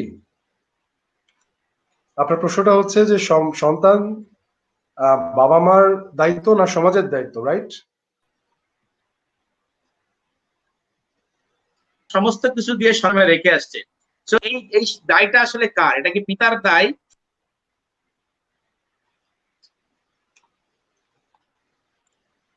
ওকে, আমি আসলে নেটওয়ার্কের জন্য পরিষ্কার বুঝতে পারছি না, তবে আমার কাছে মনে হয় যে আপনার প্রশ্নটা হচ্ছে এরকম যে একটা সন্তানের যে তাকে সঠিকভাবে মানুষ করা, সঠিক গাইডলাইন দেখানো, ডাইরেকশন দেওয়া জীবনে, এই দায়টা আসলে কার, সমাজের না পিতার? আমি মনে করি দুজনেরই। প্রথমত হচ্ছে এটা পিতা বা আমাদের প্যারেন্টস এর। বিকজ প্যারেন্টসরা যখন ডিসাইড করেন যে তারা একটা সন্তান নেবেন, তখন যেমনটা আমাদের জাভেদ পারভেজ ভাই প্রায় বলেন বা সাদগুরু প্রায় বলেন যে এটা আসলে 20 বছরের একটা প্রজেক্ট আপনি হাতে নিয়েছেন, যে একটা মানুষকে পৃথিবীতে নিয়ে আসবেন এবং তাকে আপনি একটা সুন্দর আহ একটা পূর্ণাঙ্গ মানুষ হিসেবে আপনি হচ্ছে তাকে দাঁড় করায় দিবেন, যে মানুষটা হয়তো 8-10টা মানুষকে বা সমাজকে বা পৃথিবীটাকে বদলে দিবে, রাইট? আমরা এরকম সবসময় দেখেছি যে পৃথিবীতে অনেক মানুষ এই কাজটা করে করে গেছে এবং এখনো করছে। নাম্বার 2 হচ্ছে সমাজের দায়িত্ব। কেন? সমাজ বা রাষ্ট্র কিন্তু প্রত্যেকটা মানুষ, ভালো মানুষের যে বেনিফিট, সেই বেনিফিটটা কিন্তু সমাজ বা রাষ্ট্রের কাছে যাবে। এই জন্য কিন্তু আজকে ওয়েস্টার্ন ওয়ার্ল্ড গুলোতে আমরা দেখি ওয়েলফেয়ার স্টেটের যে কনসেপ্টটা আছে, যেখানে রাষ্ট্র একটা শিশুর সমস্ত দায়িত্ব নিচ্ছে, একটা নাগরিকের সমস্ত দায়িত্ব নিচ্ছে, রাইট?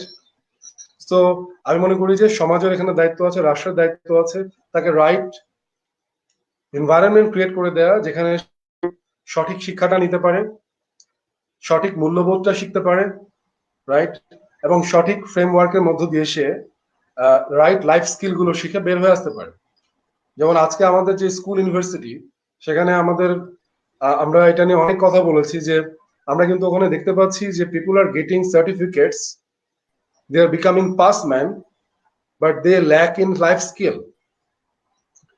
রাইট? আজকে আমরা যে ইস্যুগুলো নিয়ে কথা বললাম, যে কেন বাবা মা বা ভাই বোনদের মধ্যে দূরত্ব হচ্ছে এবং মানুষ ইগো নিয়ে থাকছে, এন্ড কেউ কাউকে যে সরি বলছে না, এন্ড রিলেশনশিপ গুলো ঠিক হচ্ছে না, এর রিজন কি? রিজন সিম্পল, যে আমাদের এডুকেশন সিস্টেম আমাদেরকে অ্যাওয়ার করতে পারে নাই। আমার এডুকেশন সিস্টেম আমাকে empathy, respect, right, collaboration and cooperation এগুলো শেখাইতে পারেনি।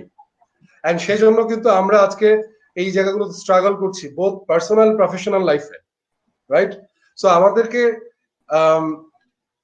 সমাজকে এবং রাষ্ট্রকেই দায়িত্ব নিতে হবে, প্রাইমারিলি বাবা মাকে দায়িত্ব নিতে হবে এবং তারপরে রাষ্ট্র এবং সমাজকে দায়িত্ব নিতে হবে, যাতে প্রত্যেকটা সন্তান সে সুসন্তান এবং সুনাগরিক হিসেবে এবং সুস্থ মানুষ হিসেবে সে বেড়ে উঠতে পারে।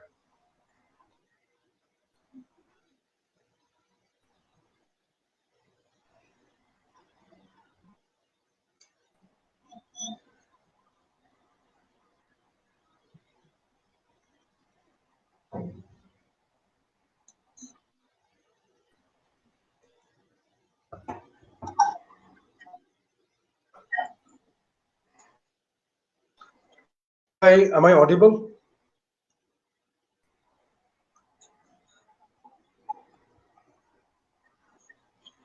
Thank you very much, thank you Asif ভাই।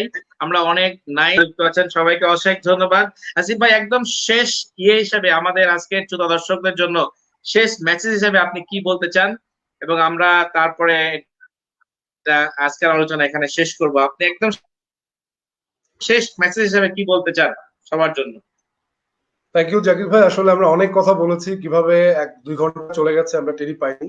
এন্ড আমি শেষ করব, আমার শুরু করেছে বাবার কথা দিয়ে, আমি শেষ করব বাবার কথা দিয়ে, বাবার কবিতা দিয়ে। আমার বাবা, যে গল্পটা বলা হয়নি, যে আমার বাবা খুব সৃষ্টিশীল একজন মানুষ। তিনি গান এবং কবিতা লিখেছেন এবং তিনি বাংলাদেশ বেতারের একজন গীতিকার। রাজশাহী বেতার থেকে তার অনেক গান বাজে এবং ইউটিউবেও তার কিন্তু 29টা গান আছে। এবং তার একটা অন্যতম গান, যেটা এখানে আমি উল্লেখ করতে চাই, যে গানটা আমাকে খুব আলোড়িত করে, সেটা হচ্ছে বঙ্গবন্ধুকে নিয়ে তিনি একটি গান সৃষ্টি করেছেন, যেটা আমি মনে করি ওনার অন্যতম সেরা সৃষ্টি। যে গানটার কয়েকটা কথা আমি শেয়ার করতে চাই, যে তুমি সৌরভে, তুমি গৌরবে বাঙালির সন্তান, তুমি সৌরভে, তুমি গৌরবে বাঙালির সন্তান, চাইলে কেউ পারবে না কেড়ে নিতে তোমার নাম। একটা অনবদ্য সৃষ্টি। আপনাদের সবার কাছে অনুরোধ থাকলো, আপনারা ইউটিউবে গিয়ে সঙ্গীত সমারোহ নামে বাবার একটা চ্যানেল আছে, সেখানে গিয়ে এই গানটা সার্চ করে আপনারা পাবেন। এবং আমার বিশ্বাস যে গানটা আমাকে যেভাবে ছুঁয়ে গেছে, আপনাদের সবাইকে ছুঁয়ে যাবে। আজকে আমরা প্যান্ডামিক সিচুয়েশনের মধ্যে আছি কয়েক মাস জাকির ভাই, এবং আমি বাবার একটা কবিতা দিয়ে আজকে সেশনটা শেষ করতে চাই। যে কবিতাটাই প্যান্ডামিক সিচুয়েশনের ভিতরে আমরা নানান ধরনের শঙ্কা, নানান ধরনের স্ট্রেস, আমাদের ভবিষ্যৎ নিয়ে চিন্তার মধ্য দিয়ে যাচ্ছি। তো এখানে বাবার এই কবিতাটার মধ্যে আমি একটা আশাবাদ দেখতে পাই, একটা স্বপ্ন দেখতে পাই, একটা সংকল্প দেখতে পাই। কবিতার 4টা লাইন আমি শেয়ার করছি দর্শকদের জন্য। লাইনগুলো হচ্ছে এরকম: চাই রূপলি চাঁদের হাট, চাই সোনালি বাতাসের দিন, চাই রূপালি চাঁদের হাট, চাই সোনালি বাতাসের দিন, আর কাগজে মোড়ানো চিঠি, চাই সত্য, সুন্দর ও প্রীতি। তো সবাইকে ধন্যবাদ যারা এই অনুষ্ঠানটা দেখলেন এবং শুনলেন। আমি চেষ্টা করেছি আমার বাবার গল্পটা বলার, সেই সাথে সাথে আমার নিজের প্যারেন্টিং নিয়ে বা আমাদের পারিবারিক মূল্যবোধ নিয়ে আমার নিজের বিশ্বাসগুলো তুলে ধরার চেষ্টা করেছি। আহ, আপনারা সবাই ভালো থাকবেন এবং বাবার এই কবিতার মতো যেন আমাদের সোনালী বাতাসের দিন যেন আবার ফিরে আসে এবং আমরা যেন সবসময় সত্য, সুন্দর এবং প্রীতি যেটা, তাকে যেন আঁকড়ে ধরে বেঁচে থাকি। সবাইকে অনেক ধন্যবাদ। জাকির ভাই, আপনাকে অনেক ধন্যবাদ আমাকে এই সুযোগ দেওয়ার জন্য, আমার বাবার গল্প বলার। এটা আমার জন্য একটা অনেক বড় সুযোগ ছিল, বিকজ ট্রুলি ট্রুলি ট্রুলি আমার বাবা আমার জন্য একজন হিরো, আমার জন্য একজন ইন্সপিরেশন। Thank you.